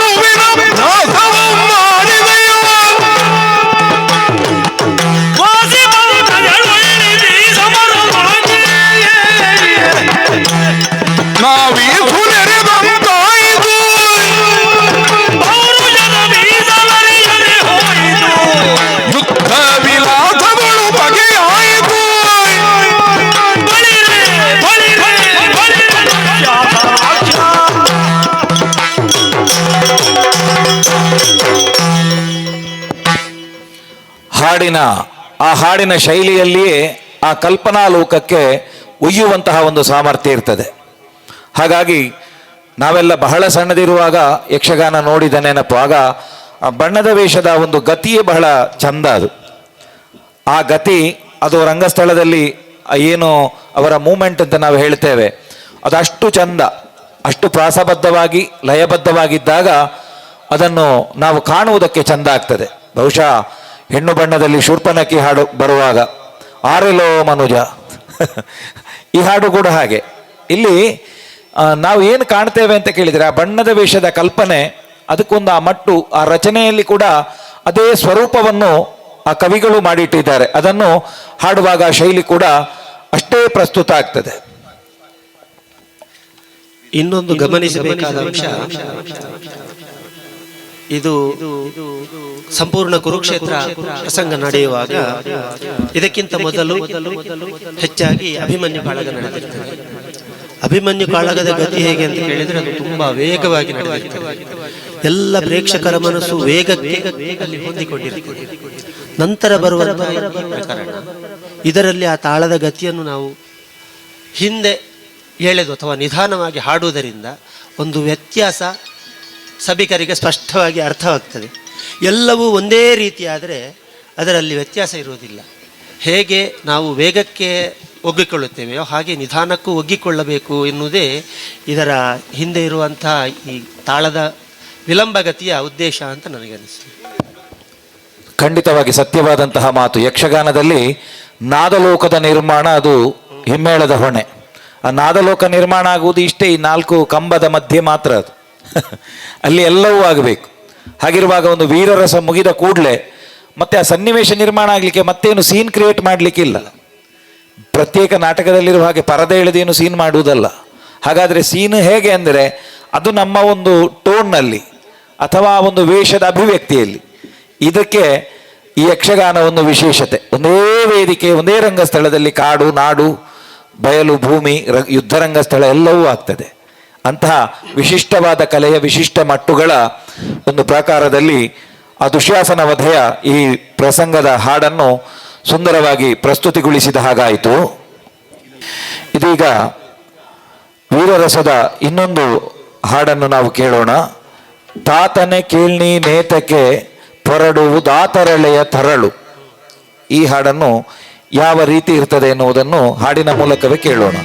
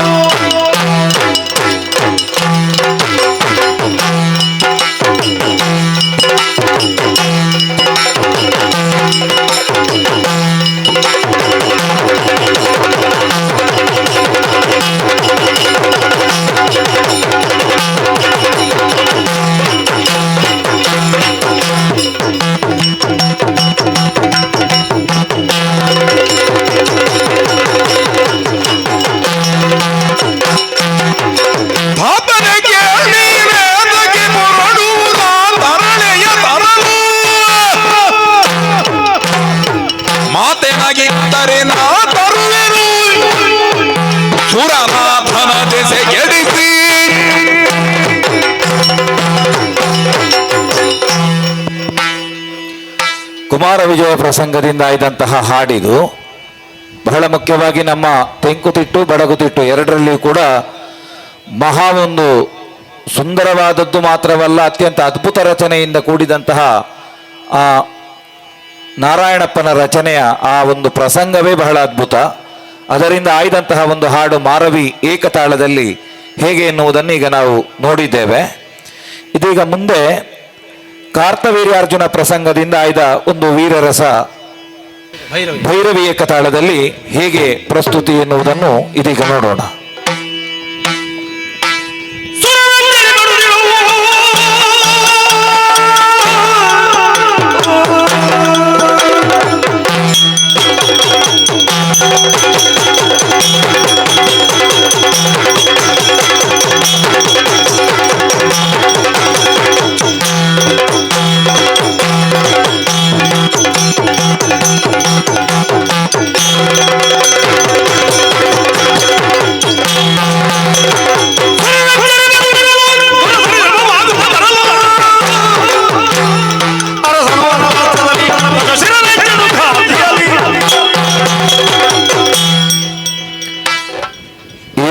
ಸಂಗೀತದಲ್ಲಿ ಮಾರವಿ ಮತ್ತು ಭೈರವಿ ಏಕತಾಳವೇ, ಆದರೆ ಮಾರವಿ ಭೈರವಿ ಎನ್ನುವ ಹಾಗೆ ಎರಡು ವ್ಯತ್ಯಾಸ.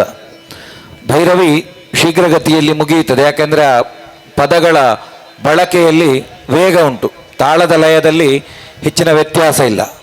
ಅಂತಹ ಒಂದು ಪ್ರಸ್ತುತಿ ಬಹಳ ಸುಂದರವಾಗಿ ಬಂತು. ಇದೀಗ ನಾವು ಯಕ್ಷಗಾನದಲ್ಲಿಯೇ ಇರುವ ಮಟ್ಟುಗಳಲ್ಲಿ ಅತ್ಯಂತ ವಿಶಿಷ್ಟವಾದ ಕೆಲವು ಜನಾಕರ್ಷಣೆಯನ್ನು ಹೊಂದಿದ ಮತ್ತು ಬಹಳ ಹಿರಿಯ ಭಾಗವತರುಗಳು ಅವರದ್ದೇ ಆದ ಒಂದು ಕ್ರಮದಿಂದ ಅದನ್ನು ಹೇಗೆ ಪ್ರಸ್ತುತಿಗೊಳಿಸಿದ್ದಾರೋ ಅಂತಹ ಕೆಲವು ಹಾಡುಗಳು. ಅದರಲ್ಲಿ ಬಹಳ ಮುಖ್ಯವಾದಂತಹ ಒಂದು ಹಾಡು ನಮಗೆ ಚಿರಪರಿಚಿತವಾಗಿದ್ದದ್ದು ಯಕ್ಷಗಾನದಲ್ಲಿ, ಅದು ಮಾಗಧವಧೆ ಪ್ರಸಂಗದ ಒಂದು ಸುಂದರವಾದ ರೂಪಕ ತಾಳದ ಹಾಡು, ತಿಳಿಯದಾದಿರೆ ನಮ್ಮ ಕಂಸಗೆ. ಅದು ಒಂದು ವ್ಯಂಗ್ಯವಾಗಿ ಕೃಷ್ಣನ ಬಗ್ಗೆ ಮಾಗಧ ಹೇಳುವುದು. ಆ ಶೈಲಿ ಬಹಳ ಸುಂದರ. ಇವ ಯಾರು ಅಂತ ನಿಮಗೆ ಗೊತ್ತಿಲ್ವಾ ಅಂತ ಹೇಳಿ ಕೃಷ್ಣನನ್ನು ಹೀಯಾಳಿಸುವಂತಹ ಒಂದು ಹಾಡದು. ಅದಕ್ಕೆ ಒಂದು ಸುಂದರವಾದ ಶೈಲಿಯನ್ನು ಬಲಿಪ ಭಾಗವತರಿರ್ಬೋದು, ಕಡತೋಗ ಭಾಗವತರಿರ್ಬೋದು, ಇವರೆಲ್ಲ ರಂಗದಲ್ಲಿ ಅದನ್ನು ಬಹಳ ಮೆರೆಸಿದಂತಹ ಒಂದು ಹಾಡದು. ಯಾರು ಅದನ್ನು ವ್ಯತ್ಯಾಸ ಇಲ್ಲ, ಅದೇ ಶೈಲಿಯಲ್ಲಿ ಬಂತು. ಅದು ಹೇಗಿರ್ತದೆ ಅನ್ನುವುದನ್ನು ಈಗ ನಾವು ಕಿವಿಯಾರೆ ಕೇಳೋಣ.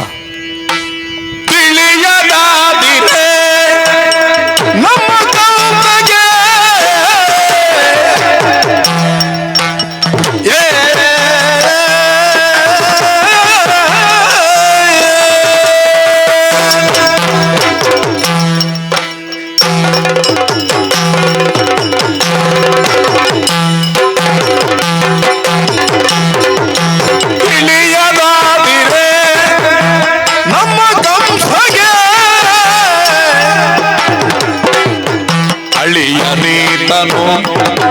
ನಮಗೆ ಮೊಮ್ಮನು ಅಳಿಯ ನೀತನು ನಮಗೆ ಮೊಮ್ಮನು ಲಲನೆ ದೇವಕಿ ಅಣುಗೂರರ ತುಳಸಿ ರೋಮಣಿ ಎಂಬರಿತನ ಲಲನೆ ದೇವಕಿ ಅಣುಗೂರರ ತುಳಸಿ ರೋಮಣಿ ಎಂಬರಿತನ ನೀವು ತಿಳಿಯದಾದಿರೆ.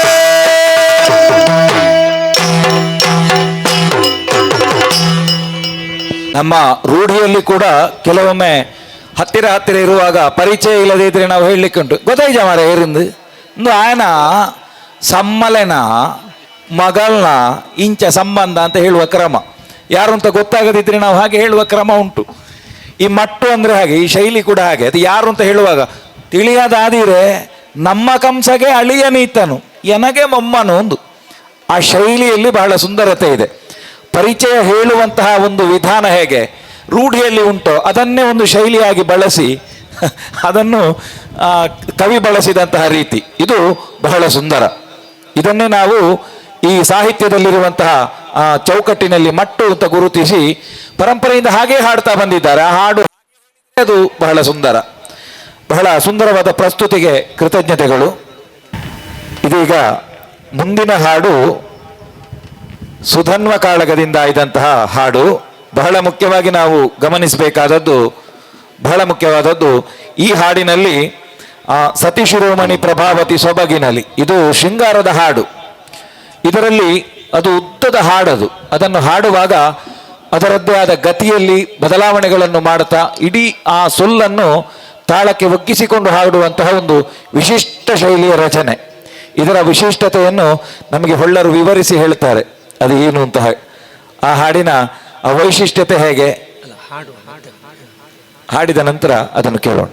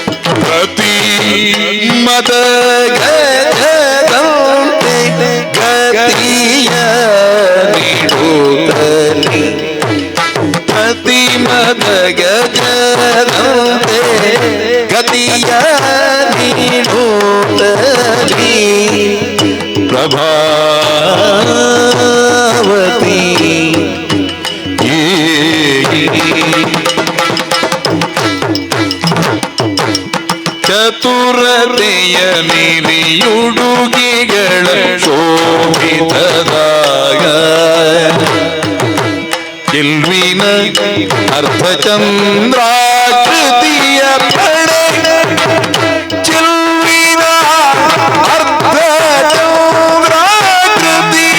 ಪಡೆ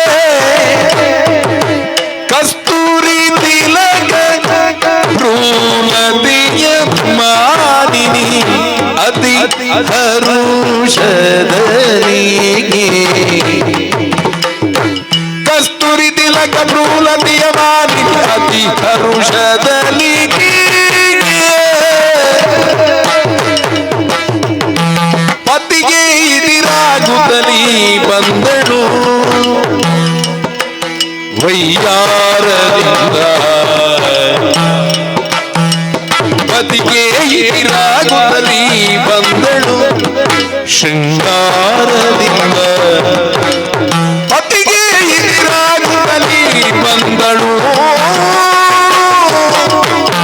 ಸತಿ ತೀರೋಮಣಿ ಪ್ರಭಾವತಿಯೇ ಸೊಬಗಿನಲ್ಲಿ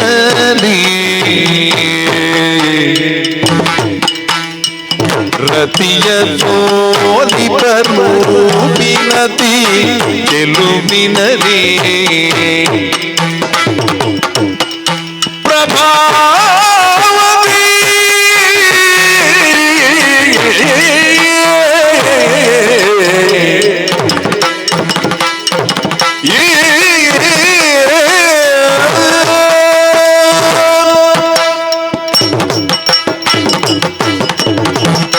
ಈ ಹಾಡಿನ ಒಂದು ವಿಶೇಷತೆ ಎಂದರೆ ಶುರುವಿನ 4 ಪಾದಗಳು ಒಂದು ರೀತಿಯ ಚಲನೆಯಲ್ಲಿದ್ದರೆ ಮತ್ತಿನ 4 ಚರಣಗಳು ಒಂದು ಅಂಶಗತಿಯಲ್ಲಿ ಒಂದು ಮಾತ್ರಾಗತಿಯಲ್ಲಿ ಅದು ನಡೆಯುತ್ತಾ ಹೋಗುತ್ತದೆ. ಕೊನೆಗೆ ಪತಿಗೆ ಇದಿರಾಗುತ್ತಲಿ ಬಂದಳು ಎಂಬಲ್ಲಿ ಮಾತ್ರ ಅದಕ್ಕೊಂದು ವಿಶಿಷ್ಟವಾದ ಒಂದು ರಚನೆಯನ್ನು ಹಾಡಿ ಅದನ್ನು ಏಕತಾಳದಲ್ಲಿ ಹಾಡಿ ತಿತ್ತಿತೆಯಲ್ಲಿ ಈಗ ಹಾಡಿದರು. ತಿತ್ತಿತೆಯಲ್ಲಿಯೂ ನಾವು ಗಮನಿಸಬೇಕಾದದ್ದು ತುಂಬ ವಿಷಯಗಳಿದೆ. ತಿತ್ತಿತೆ ಅಂದರೆ ಬರೀ 3 ತಾಳಗಳನ್ನು ಮಾತ್ರ ಅಥವಾ 3 ಪೆಟ್ಟುಗಳನ್ನು ಮಾತ್ರ ಹಾಕುವಂಥ ಒಂದು ರಚನೆ. ಆದರೆ ಹಾಡುವುದಕ್ಕೆ ಅದನ್ನು ಅಭ್ಯಾಸ ಮಾಡುವುದಕ್ಕೆ ಅಷ್ಟೇ ಕಷ್ಟ ಇದೆ. ಯಾಕಂದರೆ ಅದನ್ನು 3 ತಾಳಗಳಿಂದ ಅಥವಾ 3 ಪೆಟ್ಟುಗಳಿಂದಲೂ ಆರಂಭಿಸಿ ಹಾಡಲಿಕ್ಕಾಗ್ತದೆ. ಹಾಗೆ ಅದನ್ನು ಕೊನೆಯದಾದ ಘಾತದಿಂದಲೂ ಆರಂಭಿಸಿ ಹಾಡುವುದಕ್ಕಾಗ್ತದೆ. ಇಲ್ಲಿ ಈಗ ಆಳ್ವರು ಹಾಡಿದ್ದು ಪ್ರಥಮದ ಆ ಪೆಟ್ಟಿನಿಂದ ತಿತ್ತಿಥೈ ಎಂಬಾಗ ತೀಯಿಂದಲೇ ಆರಂಭಿಸಿ ಹಾಡಿದ್ದಾರೆ. ಅದು ಸಾಧನೆಗೆ ತುಂಬ ಪರಿಶ್ರಮ ಇರುವಂಥ ಒಂದು ಅಭ್ಯಾಸ.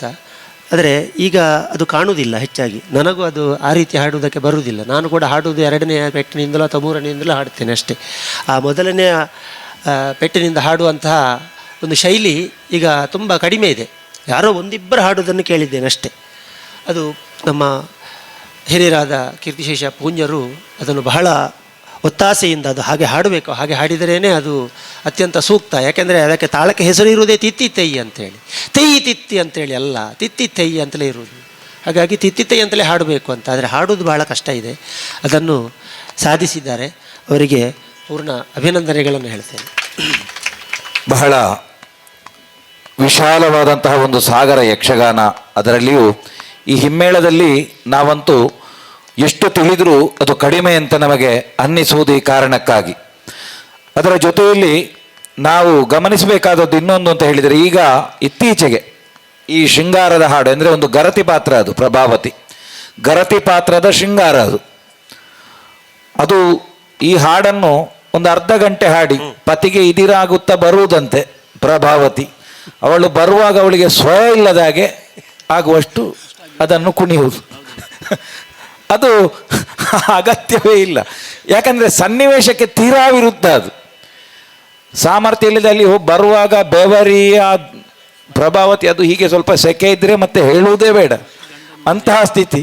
ಗಂಡ ನೋಡಿದವ ಇವಳು ಎಲ್ಲಿಯಾದರೂ ಗದ್ದೆ ಕೆಲಸ ಮಾಡಿ ಬಂದದ್ದ ಅಂತ ತಿಳಿಯುವಷ್ಟರ ಮಟ್ಟಿಗೆ ಆಗಿದೆ ಅದು. ಹಾಗಲ್ಲ, ಅದಕ್ಕೆ ಒಂದು ಅದರದ್ದೇ ಆದ ಪರಂಪರೆ, ಈ ಶೈಲಿ, ಇದನ್ನೆಲ್ಲ ನಾವು ತಿಳಿದರೆ ಇದು ಸುಂದರ ಅಂತ ಅನ್ನಿಸ್ತದೆ. ನಾವು ಇದೀಗ ಮುಂದುವರಿಯುವ ಇನ್ನೊಂದು ಸುಂದರವಾದ ರಚನೆಯ ಹಾಡುಗಳು. ಅಂದರೆ ಯಕ್ಷಗಾನದ ಹಾಡುಗಳು ಎಲ್ಲ ಪ್ರಸಂಗಗಳಲ್ಲಿ ಹಾಡುಗಳೆಲ್ಲ ಇರುವುದು, ಆದರೆ ಕೆಲವು ಹಾಡುಗಳು ಅದರದ್ದೇ ಆದ ವೈಶಿಷ್ಟ್ಯತೆಯನ್ನು ಹೊಂದಿದೆ. ಈಗ ನಾವು ಆಯ್ದುಕೊಂಡಂತಹ ಮುಂದಿನ ಹಾಡು ಕೃಷ್ಣ ಸಂಧಾನ ಪ್ರಸಂಗದ ಹಾಡದು. ಈ ಪದದ ವಿಶೇಷತೆದಾದ ಬಂಡ ಭಾರಿ ಮುಖ್ಯವಾದ ಐತ ಆ ಸ್ವರೂಪ ಕೃಷ್ಣೆ ಧರ್ಮರಾಯನಡಿ ಬರ್ಪುನಂಚಿನ ಒಂಜಿ ಸಂದರ್ಭವು ಅವೇನು ಇಂಚ ಆ ಸಂದರ್ಭ ಸೃಷ್ಟಿ ಆಪು ಲೆಕ್ಕ ನಂಗೆ ಕಣ್ಣಿಗೆ ಕಟ್ಟು ಲೆಕ್ಕ ಪಂಡ್ರೆ ಸಾಧ್ಯ ಆಪುಡು ಅಂಚಿನ ಕೆಲವು ರಚನೆಗಳು ನಂಗೆ ಕೆಲವು ತುಯರು ತಿಕ್ಕುನು ಅಂಚಿನ ಒಂಜಿ ವಿಶೇಷ ರಚನೆ ಎಂದು ಕೃಷ್ಣ ಸಂಧಾನ ದೇವಿದಾಸ ಕವಿ ಬರೆಯಿನಂಚಿನ ಈ ಪ್ರಸಂಗದ ಈ ಪದದ ಪ್ರಸ್ತುತಿ ನಿತ್ಯ ತೂಕ.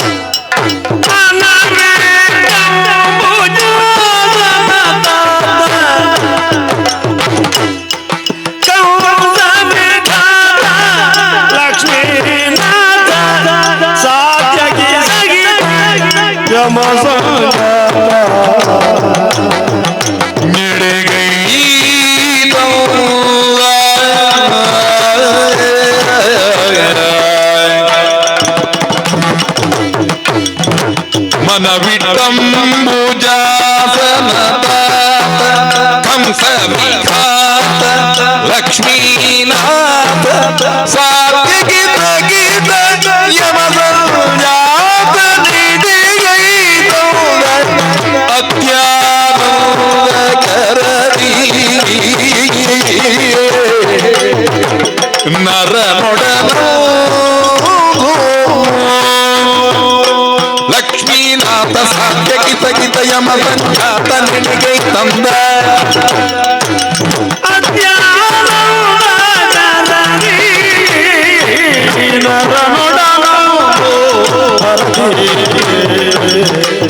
ಲಕ್ಷ್ಮೀನಾಥ ಸಾಧ್ಯ ಕಿತ ಕಿತ ಯಮ ಸಂಜಾತ ನಿಡಿಗೈ ತಂದ ಅತ್ಯಾನಂದ ಗರದಿ ನರನೊಡನವು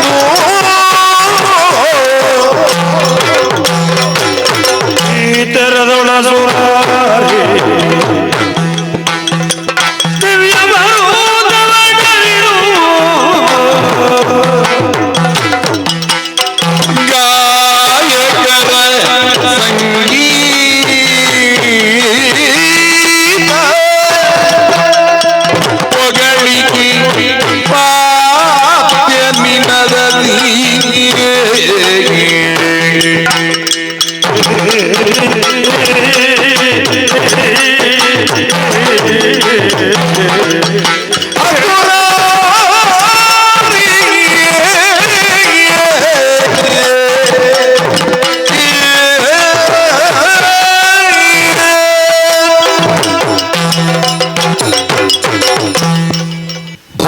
ವಿಶೇಷವಾದ ಮುಲ್ಪ ನಮ್ಮ ಗಮನಿಸವಡಾಯಿನಿ ಒಂದು ಕವಿತಾ ಚಾತುರ್ಪುನು ಈ ರಚನೆದ ವಿಶಿಷ್ಟತೆ ಈ ಪರಂಪರೆಡು ಒಯ್ನು ನಮ್ಮ ಮಟ್ಟೊಂದು ಲೆಪ್ಪುವನ ಅವೇನು ದುಂಬುದಕ್ಕಲು ಅಳವಡಿಸಾನಗ ಅಲ್ಪ ಆ ಸಾಹಿತ್ಯಡು ಬರ್ಪಿನ ಪ್ರಾಸೊಲೆಗೆ ವಿಶಿಷ್ಟ ಸ್ಥಾನ ಮೂರು ನಮ್ಮ ತೂಯರೆ ಸಾಧ್ಯ ಆಪುನು ಅಂಬುಜಾಸನ ತಾತ ಕಂಸವಿಘಾತ ಲಕ್ಷ್ಮೀನಾಥ ಸಾತ್ಯಕಿ ಸಹಿತ ಯಮ ಸಂಜಾತ ಎಂದು ಆ ಶಬ್ದಗೂ ಅಂತ್ಯ ಅಕ್ಷರದ ಒಂದೇ ಬಳಕೆ ಇಂದು ಶೈಲಿ ಇನ್ನೂ ವಿಶೇಷತೆ ಬಹುಶಃ ಯಕ್ಷಗಾನ ಕವಿನಕಲ್ನ ನಮ್ಮ ವೊಕ್ಯಾಬ್ಯುಲರಿಯಿಂದ ದಾದ ಪನ್ಪ ಶಬ್ದ ಭಂಡಾರ ಅವು ಎಡ್ಡೈತಿಂದ ಮಾತ್ರೆ ಇಂಚಿನ ಪೊರ್ಲುದ ರಚನೆ ಸಾಧ್ಯ ಆಪುನು ಆಸ್ವಾದನೆ ಬಹುಶಃ ಮಾತ್ರೆಗಳ ಆಪುಂಡ ಇಜ್ಜವು ಕವಿಯ ಪ್ರಪಂಚಗೂ ಒಗ್ಗುನಕ್ಲಿಗೆ ಮಾತ್ರೆ ಅಂಚ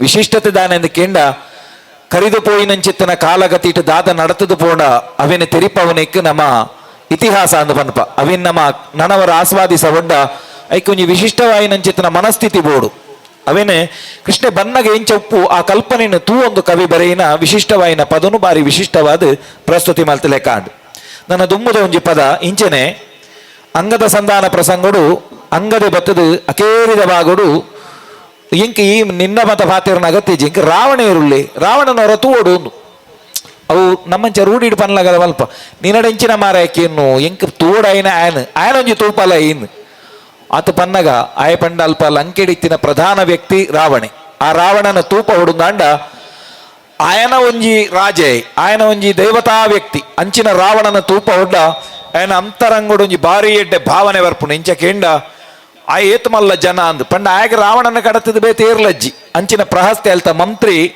ರಾವಣನ ಅಂಗದಾಗ ತೂಪವನ ಪದ್ಯ ಆಯ್ ತೂಪನಗ ಆಯನ ಒಂಜಿ ಕಡಮ್ಮೆ ಅಂದ ನಮ್ಮ ತುಳು ಭಾಷೆಡು ಪನ್ಪುಂಡ ಆ ಕಡಮ್ಮೆ ಇಂಚಪ್ಪು ಅವು ಈ ಒಂಜಿ ಶೈಲಿಡು ಈ ಒಂಜಿ ಪರಂಪರೆಡು ಇಂಚ ಪನೋಲಿ ಪನ್ಪಿನೇನು ನಮ್ಮ ಇತ್ತೆ ತೂಕ ಕಂಡೆಯ ಕಪಿ ಕಡುಜಾಣ ಈ ಪದ್ಯ ಕಂಡೆಯ ಕಡುವೀರ ರಾವಣನ ನೀ ಕಂಡೆಯ ಸರಿ ಸರಿ ಸರಿ ಕಂಡೆಯ ಕಡುವೀರ ರಾವಣನ ಕಂಡೆಯ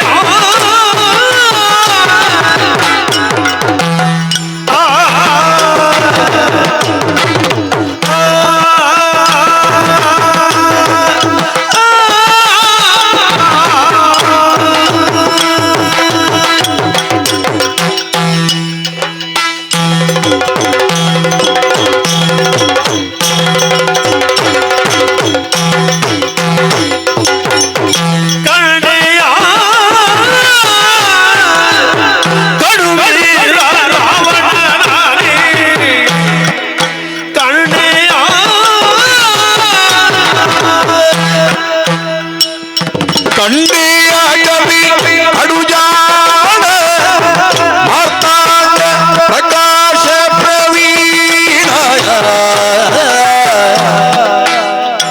ಕಂಡೆಯ ಕವಿ ಅಡುಜಾಣ ಮಾರ್ತಾಂಡ ಪ್ರಕಾಶ ಪ್ರವೀಣ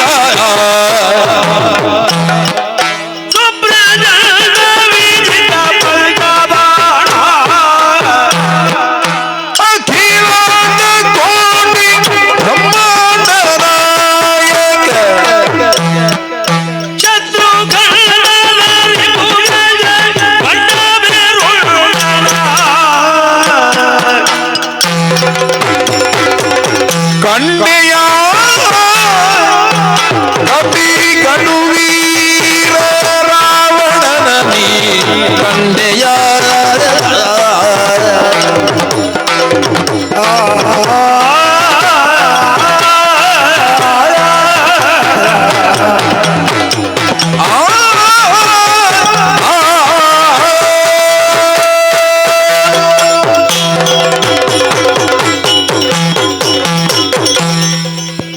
ಸಂಗೀತ ಸಾಹಿತ್ಯ ಅವೆಟ್ ವಾ ಒಂಜಿ ಬಳಕೆ ಉಂಡ ಸಂಗೀತ ಸಾಹಿತ್ಯಡು ರಾಗ ತಾಳನು ಬಳಕೆ ಮಲ್ತದ ಪನ್ಪಿನ ಆ ಶೈಲಿ ಹಿಡಿದು ಯಕ್ಷಗಾನ ಪದ ಪನ್ಪಿನ ಯಕ್ಷಗಾನದ ಹಾಡುಗಾರಿಕೆ ಅವು ದಾಯ ವಿಶೇಷತೆ ಅಂದು ಕೇಂಡ ನಿಟ್ಟು ಸಂಗೀತ ನಿಬದ್ಧವಾಯಿನಂಚಿತ್ತನ ವಿಚಾರಜ್ಜಿ ನೆಕ್ದಾದ ಅಂದು ಕೇಂಡ ಈ ಶೈಲಿ ಇಂದು ಅಪಗಂಡ ತಾಳನಿಬದ್ಧವಾದ ಸಾಹಿತ್ಯವನ್ನು ಜೋಡಿಸಾದು ಒಂಜಿ ಶೈಲಿನ ಪರಂಪರೆಡ್ ನಡಪ ಒಂದು ಬತ್ತಿನಕ್ಲು ಅವೆಟ್ಟಲ ಈ ಭಾವನೆಯನ್ನು ವ್ಯಕ್ತಪಡಿಸರೆ ಸಾಧ್ಯ ಪನ್ಪಿನ ಆ ಒಂಜಿ ವಿಶೇಷತೆನೆ ನಮ್ಮ ಮಟ್ಟುಡು ತುಯರೆ ಸಾಧ್ಯ ಆಪಿನಿ ಇತ್ತ ಪನ್ನ ಈ ಪದ್ಯೋಡು ನಮ್ಮ ಗಮನಿಸವಡನಿದಾನೆಂದು ಕೇಂಡ ಈ ಶೈಲಿಡ್ ಒಂಜಿ ಕಡಿಮೆ ಒಂಜಿ ಮಾರಾಟ ಮಲ್ಪೆರೆ ಒಂಜಿ ವಸ್ತುನೂರಿ ಕೊನಪೆಂದ ಅಂಡ ಆಯನ ಸೊತ್ತುನು ಮಸ್ತ್ ಪುಗರ್ವೆ ಅಣ್ಣ ಒಂದುಂಚಂಡು ಈರು ಎಂಜಿನ ಅಲ್ಪರ್ ಇರು ದೆಪ್ಪುಲೇಂದೇನೆ ಇರಿಗೆ ಬಾರಿ ಕಮ್ಮಿಡುಂಡು ಬೇತೆ ಒಲ್ಲ ತಿಕ್ಕ ಅಂದು ಪಂಡ ಒಂಜಿ ಶೈಲಿಯು ಆಯ್ ಮಾರಾಟ ಮಲ್ಪೆರೆ ಆ ಶೈಲಿ ಅಂಚನೆ ಈ ಭಾವನೆ ಮುಲ್ಪ ವ್ಯಕ್ತ ಆಪುನಿ ಇಂಚ ಕೇಂಡ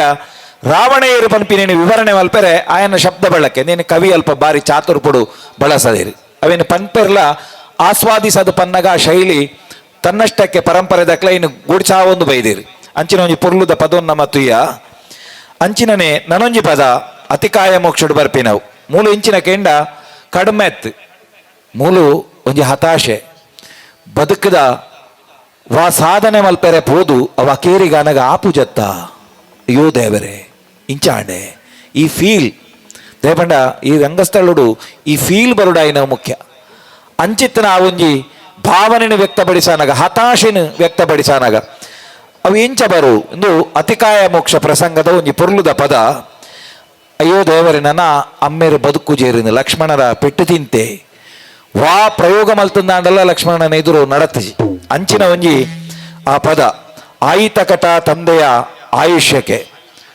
ನೆತ ಶೈಲಿಡು ವಿಶೇಷತೆ ಪಂಡ ಒಂದು ಖಂಡಚಾಪು ಈ ಖಂಡಚಾಪುದ ನಡೆ ಒಂದು ಬಾರಿ ವಿಶೇಷತೆ ಆ ಒಂಜಿ ನಡೆಟ್ ಈ ಪದನು ಇತ್ತೆ ನಮ್ಮ ಕೇನಗ ಆಯಿತಕಟ ತಂದೆಯ ಆಯುಷ್ಯಕ್ಕೆ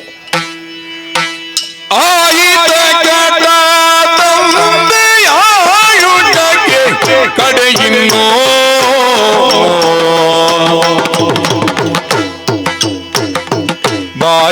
ಬಾಯಾರಲೇಕೆ ನಾವಿದಕ್ಕೆ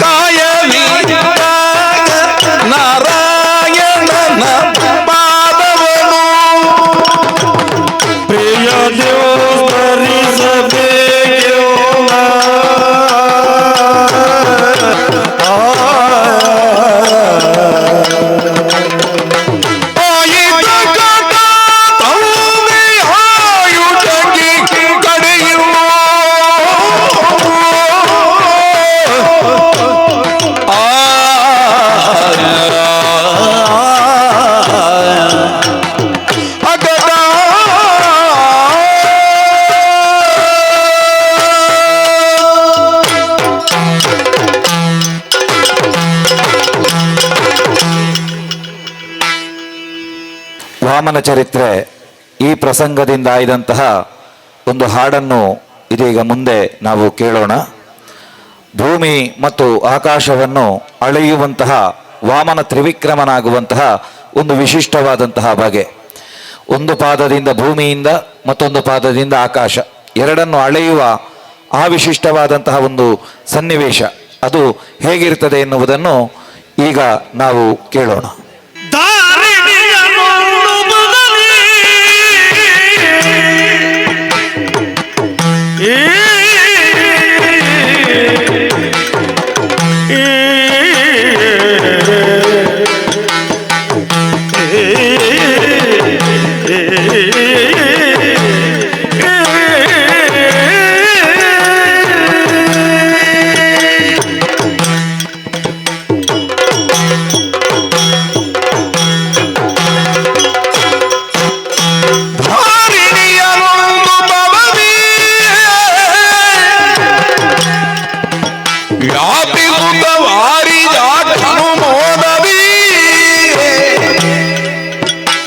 ವ್ಯಾಪಿಸುವ ವಾರಿಜಾತನು ಮೋದದಿ.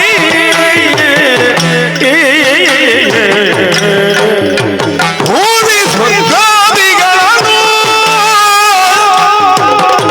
ಭೂಮಿ ಸ್ವರ್ಗಾದಿಗಳನ್ನು ಎರಡರಲ್ಲಿ ದೂರೆಗೊಳ್ಳುತ್ತಲಿಂದನು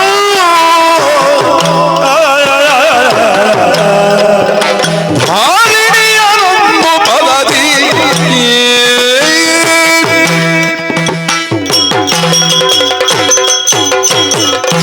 ಇದುವರೆಗೆ ಈಗ ಎರಡು ಒಂದು ಖಂಡ ಚಾಪು ನಡೆ, ಇನ್ನೊಂದು ತ್ವರಿತ ಜಂಪೆ. ಅದು ಬಾರಿಸುವುದಕ್ಕೆ ಲೆಕ್ಕಾಚಾರಕ್ಕೆ ಎಲ್ಲ ಜಂಪೆ ತಾಳವೆ, ಹಾಡುವ ಶೈಲಿಯಲ್ಲಿ ಮಾತ್ರ ವ್ಯತ್ಯಾಸ ಇರುತ್ತದೆ. ಅದನ್ನು ಗಮನಿಸುವುದಕ್ಕಾಗಿ ಎರಡು ಪದ್ಯಗಳನ್ನು ಜೊತೆಯಾಗಿ ಹಾಡಿದ್ದೇವೆ ಅಷ್ಟೇ. ಬಹಳ ಮುಖ್ಯವಾಗಿ ಇನ್ನೊಂದು ಇದರಲ್ಲಿ ನಾವು ಗಮನಿಸಿದ್ದು ಆ ಒಂದು ಭಾವ, ಮೂರು ಲೋಕವನ್ನು ವ್ಯಾಪಿಸಿ ನಿಲ್ಲುವ ಆ ಅಮೋಘತೆ ಎನ್ನುವುದು ಈ ಒಂದು ಹಾಡಿನಿಂದ ವ್ಯಕ್ತ ಆಗಬೇಕು. ಹಾಗಾಗಿ ಮೂರು ಲೋಕವನ್ನು ಅಳೆದು ನಿಂತಹ ವಿಶಾಲತೆ ಅದು ಈ ಹಾಡಿನ ಶೈಲಿಯಲ್ಲಿ ನಾವು ಗಮನಿಸುವುದಕ್ಕೆ ಸಾಧ್ಯ ಆಯಿತು. ನಾವು ಮುಂದುವರಿಸುತ್ತಾ ದುಶ್ಯಾಸನ ವಧೆ ಈ ಪ್ರಸಂಗದಿಂದ ಆಯ್ದ ಒಂದು ಏರು ಪದ್ಯದ ನಡೆಯನ್ನು ನಾವು ಗಮನಿಸೋಣ. ಅದರಲ್ಲಿಯೂ ವಿಶೇಷವಾಗಿ ಮಟ್ಟೆತಾಳದ ಈ ಹಾಡು, ಅನಕ ಭೀಮಸೇನ ಈ ಹಾಡು. ದುಶ್ಯಾಸನ ವಧೆಯಲ್ಲಿ ಬಹಳ ಒಂದು ನಡೆ ಇರುವಂತಹ ಪ್ರಸಂಗ. ಅದು ಬಹಳ ಮುಖ್ಯವಾಗಿ ಎಲ್ರಿಗೂ ದುಶ್ಯಾಸನ ವಧೆ ಪ್ರಸಂಗವನ್ನು ಆಡಿ ತೋರಿಸುವುದಕ್ಕೆ ಕಷ್ಟ ಇದೆ. ಅದರಲ್ಲಿ ಬರುವಂತಹ ಒಂದು ವಿಶೇಷವಾದಂತಹ ಭೀಮನ ಒಂದು ಪದ ಅನಕ ಭೀಮಸೇನ.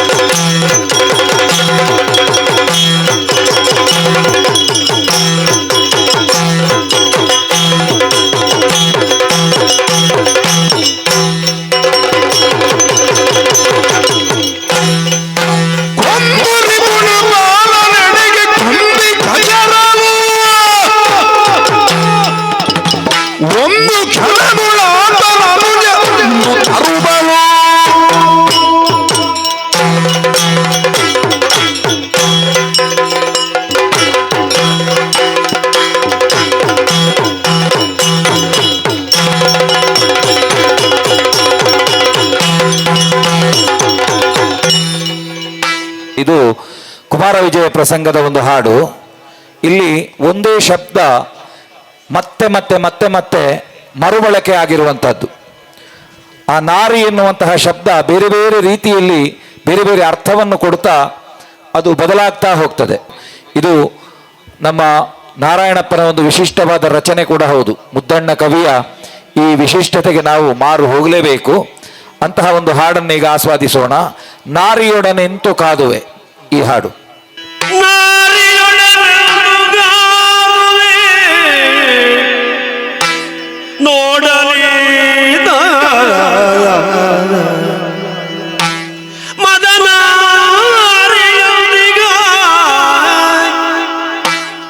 ವಿಕ್ರಮದೊಳಮೆ ಪೈವೆಯನೆ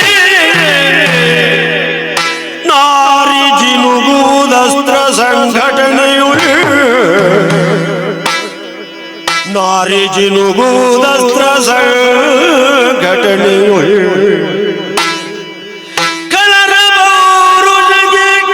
ಒಲಿದು ಜಯದ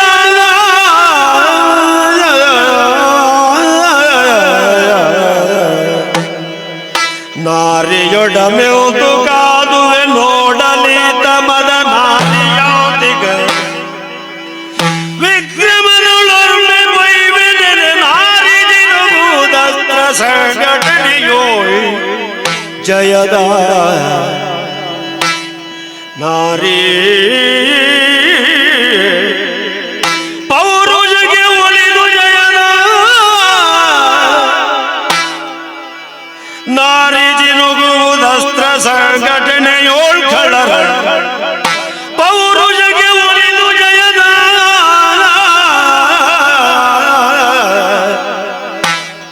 ನಾರಿ ಸೇರಿಗಳವರ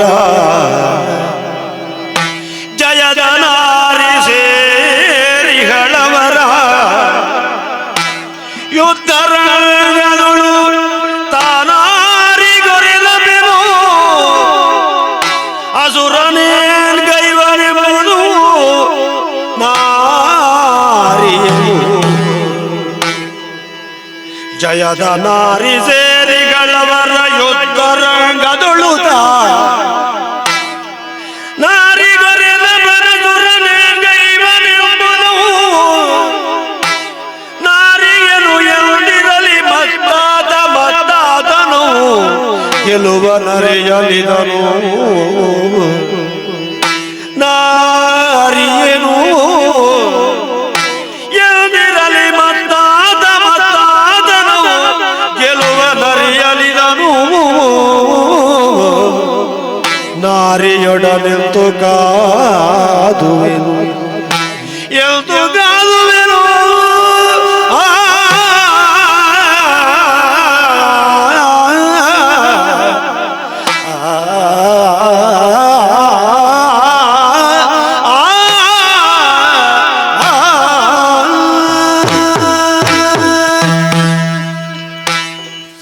ಇಲ್ಲಿ ಸಂಧಿ ಒಂದು ಸಂಧಿಯನ್ನು ಗಮನಿಸಬೇಕು.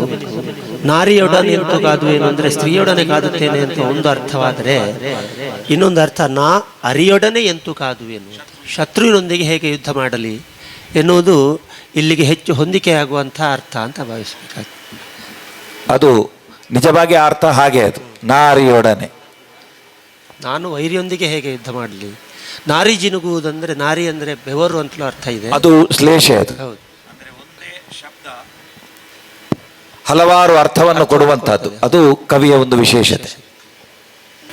ಇನ್ನೊಂದು, ನಮ್ಮ ಇವತ್ತಿನ ಈ ಒಂದು ಪ್ರಾತ್ಯಕ್ಷಿಕೆಯಲ್ಲಿ ನಾವು ಬಹಳ ಮುಖ್ಯವಾಗಿ ಗಮನಿಸಬೇಕಾದದ್ದು, ಕೆಲವು ಹಾಡುಗಳು ಅದರದ್ದೇ ಆದ ವಿಶೇಷತೆಯನ್ನು ಹೊಂದಿದೆ.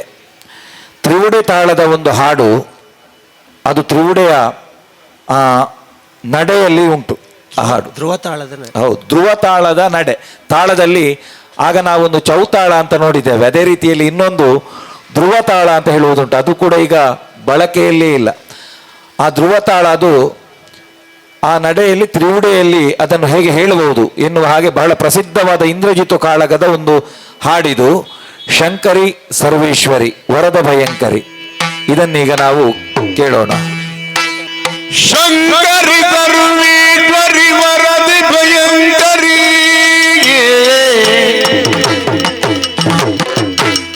ಶಂಕರಿ ಸರ್ವೇಶ್ವರಿ ವರದಿ ಭಯಂಕರಿ,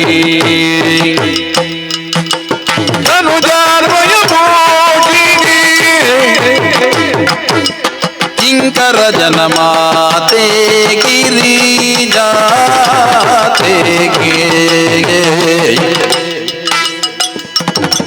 ಗಿರಿಜಾತಿಮ್ಮಯ್ಯಗೆ ಕರುಣಿದು ಲಂಕಾದಿ ಪತ್ಯ ಸ್ಥಿರವಾಗಿ,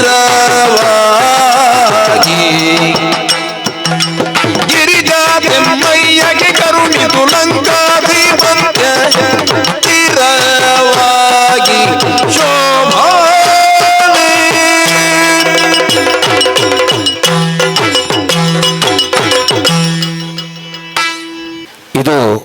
ನಾವು ಗಮನಿಸಬೇಕಾದದ್ದು ತ್ರಿವುಡಿ ತಾಳ ಆದರೂ ಅದು ಧ್ರುವ ತಾಳದ ನಡೆಯನ್ನು ಅನುಸರಿಸಿ ಹಾಡು ಒಂದು ವಿಶಿಷ್ಟತೆಯನ್ನು ಹೊಂದಿರುವಂತಹದ್ದು. ಅದು ಆ ರೂಪದಿಂದ ಬಂದಾಗ ಅದಕ್ಕೆ ಆ ಕವಿಯ ಕಲ್ಪನೆಯನ್ನು ನಾವು ಸಾಕಾರಗೊಳಿಸಿದರೆ ಅದು ಬಹಳ ಪ್ರಸ್ತುತ ಅಂತ ಅನ್ನಿಸ್ತದೆ. ಮುಂದಿನ ಹಾಡು ಇನ್ನೊಂದು ನಮ್ಮ ಯಕ್ಷಗಾನದ ಪ್ರಸಂಗ ರಚನೆಯಲ್ಲಿ ನಾವು ಗಮನಿಸಬೇಕಾದದ್ದು ದ್ವಿಪದಿಗಳನ್ನು, ಅಂದರೆ 2 ಪಾದ ಅಂತ ಅರ್ಥ. ದ್ವಿಪದಿ ಅದಲ್ಲಲ್ಲಿ ಕಂಡು ಬರ್ತದೆ ಎಲ್ಲ ಪ್ರಸಂಗದಲ್ಲಿ ಕೂಡ. ಇಲ್ಲಿ ಈ ದ್ವಿಪದಿ ಎನ್ನುವುದು ಕುಂಭಕರ್ಣ ಕಾಳಗ ಪ್ರಸಂಗದಿಂದ ಕುಂಭಕರ್ಣ ನಿದ್ದೆಯಿಂದ ಎದ್ದು ಅವನ ಮೇಲೋಗರವನ್ನು ಅವ ಸವಿಯುವಂತಹ ಅಥವಾ ಬಾರಣೆ ಅಂತ ನಾವೇನು ಹೇಳ್ತೇವೆ ರಂಗಸ್ಥಳದಲ್ಲಿ, ಅದನ್ನು ಲಕ್ಷಿಸಿ ಹಾಡುವಂತಹ ಒಂದು ಹಾಡಿದು. 2 ಪಾದಗಳ ದ್ವಿಪದಿಯ ಈ ರಚನೆ, ಅದನ್ನು ನಾವೀಗ ಆಸ್ವಾದಿಸೋಣ. ಸೇಮಗೆ ಕಡುಬು ಘೃತವ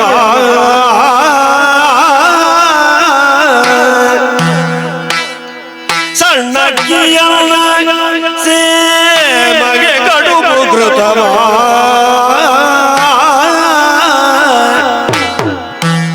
ಎಣ್ಣೆ ಹೋಳಿಗೆಯ ಹೋಳಿಗೆಯು ಅತಿ ರಸವ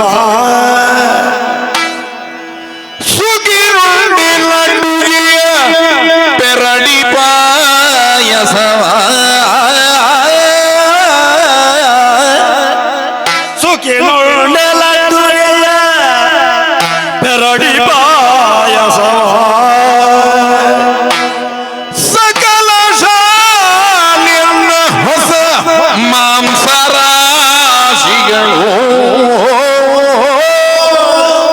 ಸಕಲ ಜಾಲ್ಯ ಹೊಸ ಮಾಂಸರಾಶಿಗಳ ಶ್ವಾನ ಮುಂದುಳಿದು ದನ ಕರು ಕಂದಿಗಳನ್ನು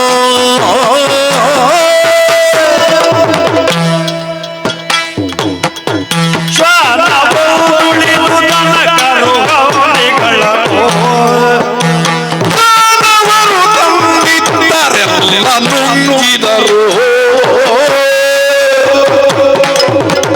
ಕತ್ತೆಗಳ ಕೊಂದು ತಂದಿದ್ದಾಯಿ ನೂರ ಕತ್ತೆಗಳ ಕೊಂದು ತಂದಿದ್ದನೈನೂರ ಮತ್ತೆ ಹರಿವನಗರಿನೇ ಹೇಳಿದರು ದೂರ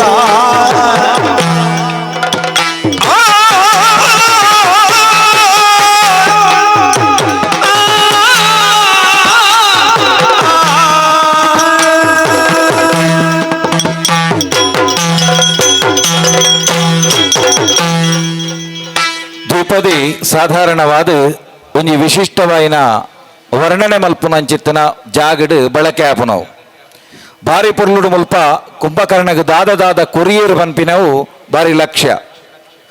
ಈ 2 ಪಾದದ ಒಂಜೊಂಜಿ ರಚನೆಲು ಒಟ್ಟುಗು ದ್ವಿಪದಿದ 1 2 3 4 ಪದಕುಲಿನ ಭಾಗವತೇರ್ನಕ್ಲಿ ತೆಪಂಡೇರು ಪಂಡ 2 ಸಾಲದ ಒಂಜೊಂಜಿ ಪದಕುಲವು ಐಟ್ ಆ ವರ್ಣನೆ ಈತ ಪೊರ್ಲುಡು ಮೂಡುದು ಬತ್ತುಂಡು ಅವೇನು ಪನ್ಪಿನ ಶೈಲಿಡು ನಂಕ ಒಗ್ಗುಂಡ ಅವು ದುಂಬುದ ಪರಂಪರೆಡು ಅಂಚ ಪನೊಂದಿತ್ತೇರು ಐನು ಬಾರಿ ಪೊರ್ಲುಡು ಪ್ರಸ್ತುತಿ ಮಲ್ತೇರು.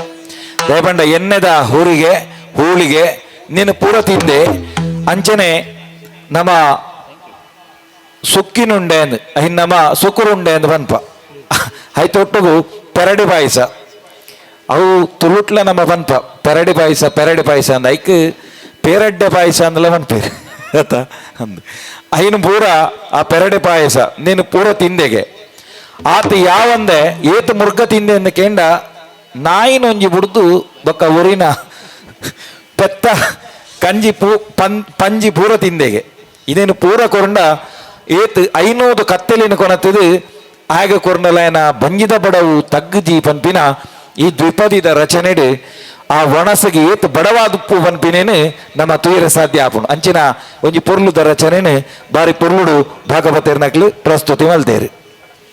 ನನ ದುಂಬುಡು ನಮ್ಮ ಭೈರವಿ ಅಷ್ಟತಾಳದ ಒಂಜಿ ಪ್ರಸ್ತುತಿನ ನಮ್ಮ ಇತ್ತೆ ತೂಕ 7 ಪದ ಅನುಜನೇ ಶುಭಗೆಳು.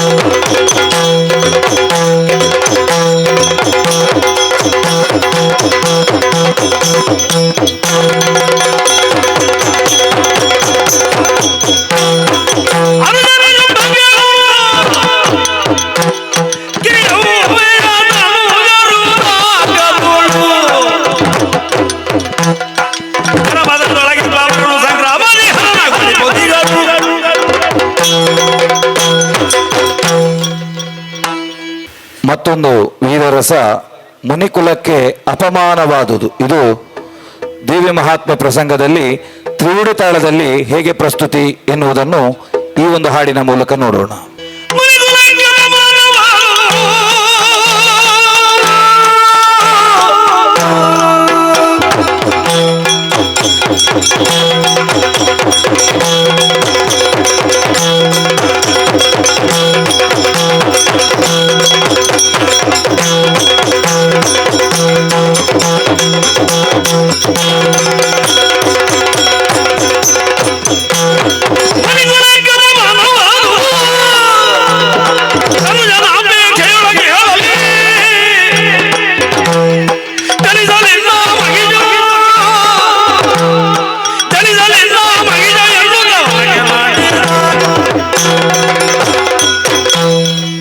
ಕಲಾಭಿಮಾನಿಗಳೇ, ಈ ಪ್ರಸ್ತುತಿ ಆಗಬೇಕು ಅಂತ ಇದ್ದರೆ ಇದರ ಹಿಂದೆ ಶ್ರಮ ಇದೆ.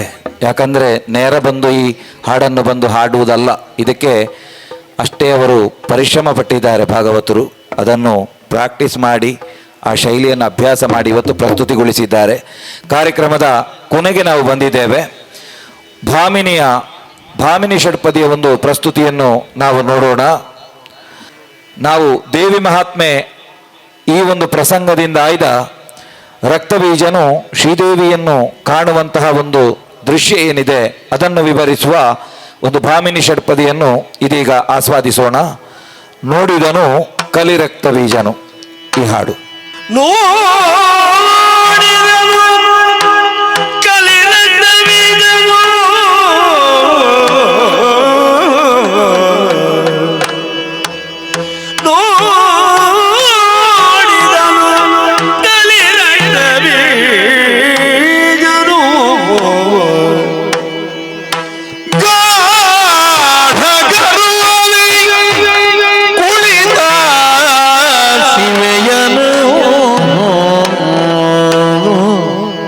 ಗಾಢ ಗರ್ವದಿ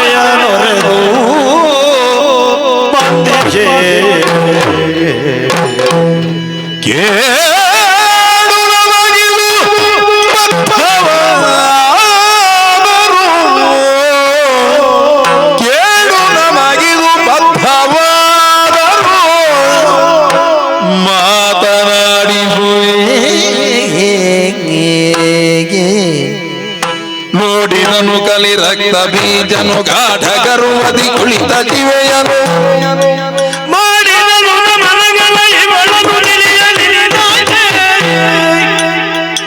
ಮಾಡಲಿದ್ದೇನಗದ ಕುಂಭನ ಕೂಡೆ ಭಾಜೆಯ ಒರೆದು ಬಂದಿಗೆ ಬಗೆದು ಬದ್ಧವಾದರು ನಡೆದ ಬೆನೆನುತ. ನೋಡಿದರು ಕಲಿ ರಕ್ತ ಬೀಜರು ಗಾಢ ಗರ್ವದಿ ಕುಳಿದ ಶಿವೆಯನು ನೋಡಿದನು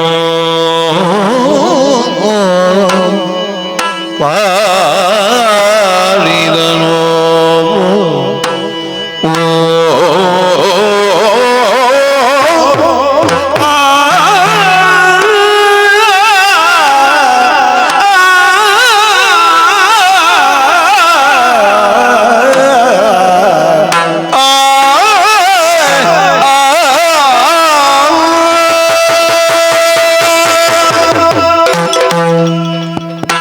ನಿಮ್ಮ ದೀರ್ಘವಾದ ಒಂದು ಕರತಾಡನ ನೀವು ನೀಡಿದರೆ ಈ ಕಾರ್ಯಕ್ರಮಕ್ಕೆ ನಾವು ಇದೀಗ ಕೊನೆಗೊಳಿಸ್ತಾ ಇದ್ದೇವೆ. ತ್ರಿವಿಡೆ ತಾಳ ನಿಬದ್ಧವಾದಂತಹ ಒಂದು ಶೈಲಿ ಭಾಮಿನಿ ಷಟ್ಪದಿಯಲ್ಲಿರ್ತದೆ. ಅದನ್ನು ಸುಂದರವಾಗಿ ಪ್ರಸ್ತುತಿಗೊಳಿಸಿದ್ದಾರೆ. ಇದು ನಮ್ಮ ಕೊನೆಯ ಹಾಡು. ಮುಂದಿನ ಕಾರ್ಯಕ್ರಮಕ್ಕೆ ವೇದಿಕೆಯನ್ನು ತೆರವುಗೊಳಿಸ್ತಾ ಇದ್ದೇವೆ. ಈ ಕಾರ್ಯಕ್ರಮದಲ್ಲಿ ಪಾಲು ಪಡೆದಂತಹ ಭಾಗವತರಾದ ರಾಜಾರಾಮ ಹೊಳ್ಳರು ಹಾಗೂ ದೇವಿ ಪ್ರಸಾದ್ ಆಳ್ವರು, ಅದೇ ರೀತಿಯಲ್ಲಿ ಹಿಮ್ಮೇಳದಲ್ಲಿ ಚೆಂಡೆಮದ್ದಳೆಯ ವಾದನದಲ್ಲಿ ತಮ್ಮ ಕೈಚಳಕವನ್ನು ಮೆರೆದಂತಹ ದೇಲಂತ ಮಜಲು ಸುಬ್ರಹ್ಮಣ್ಯ ಭಟ್ ಅವರಿಗೆ ಹಾಗೂ ಮುರಾರಿ ಕಡಂಬಳಿ ತಾಯರಿಗೆ ಹಾಗೂ ಚಂದ್ರಾಚಾರ್ಯ ಚಕ್ರತಾಳದಲ್ಲಿ ಇವರೆಲ್ಲರಿಗೂ ಕೂಡ ಒಂದೇ ಮಾತಿನಲ್ಲಿ ಕೃತಜ್ಞತೆಗಳನ್ನು ಸಲ್ಲಿಸ್ತಾ ಧನ್ಯವಾದಗಳನ್ನು ಸಮರ್ಪಿಸ್ತಾ ಇದ್ದೇವೆ.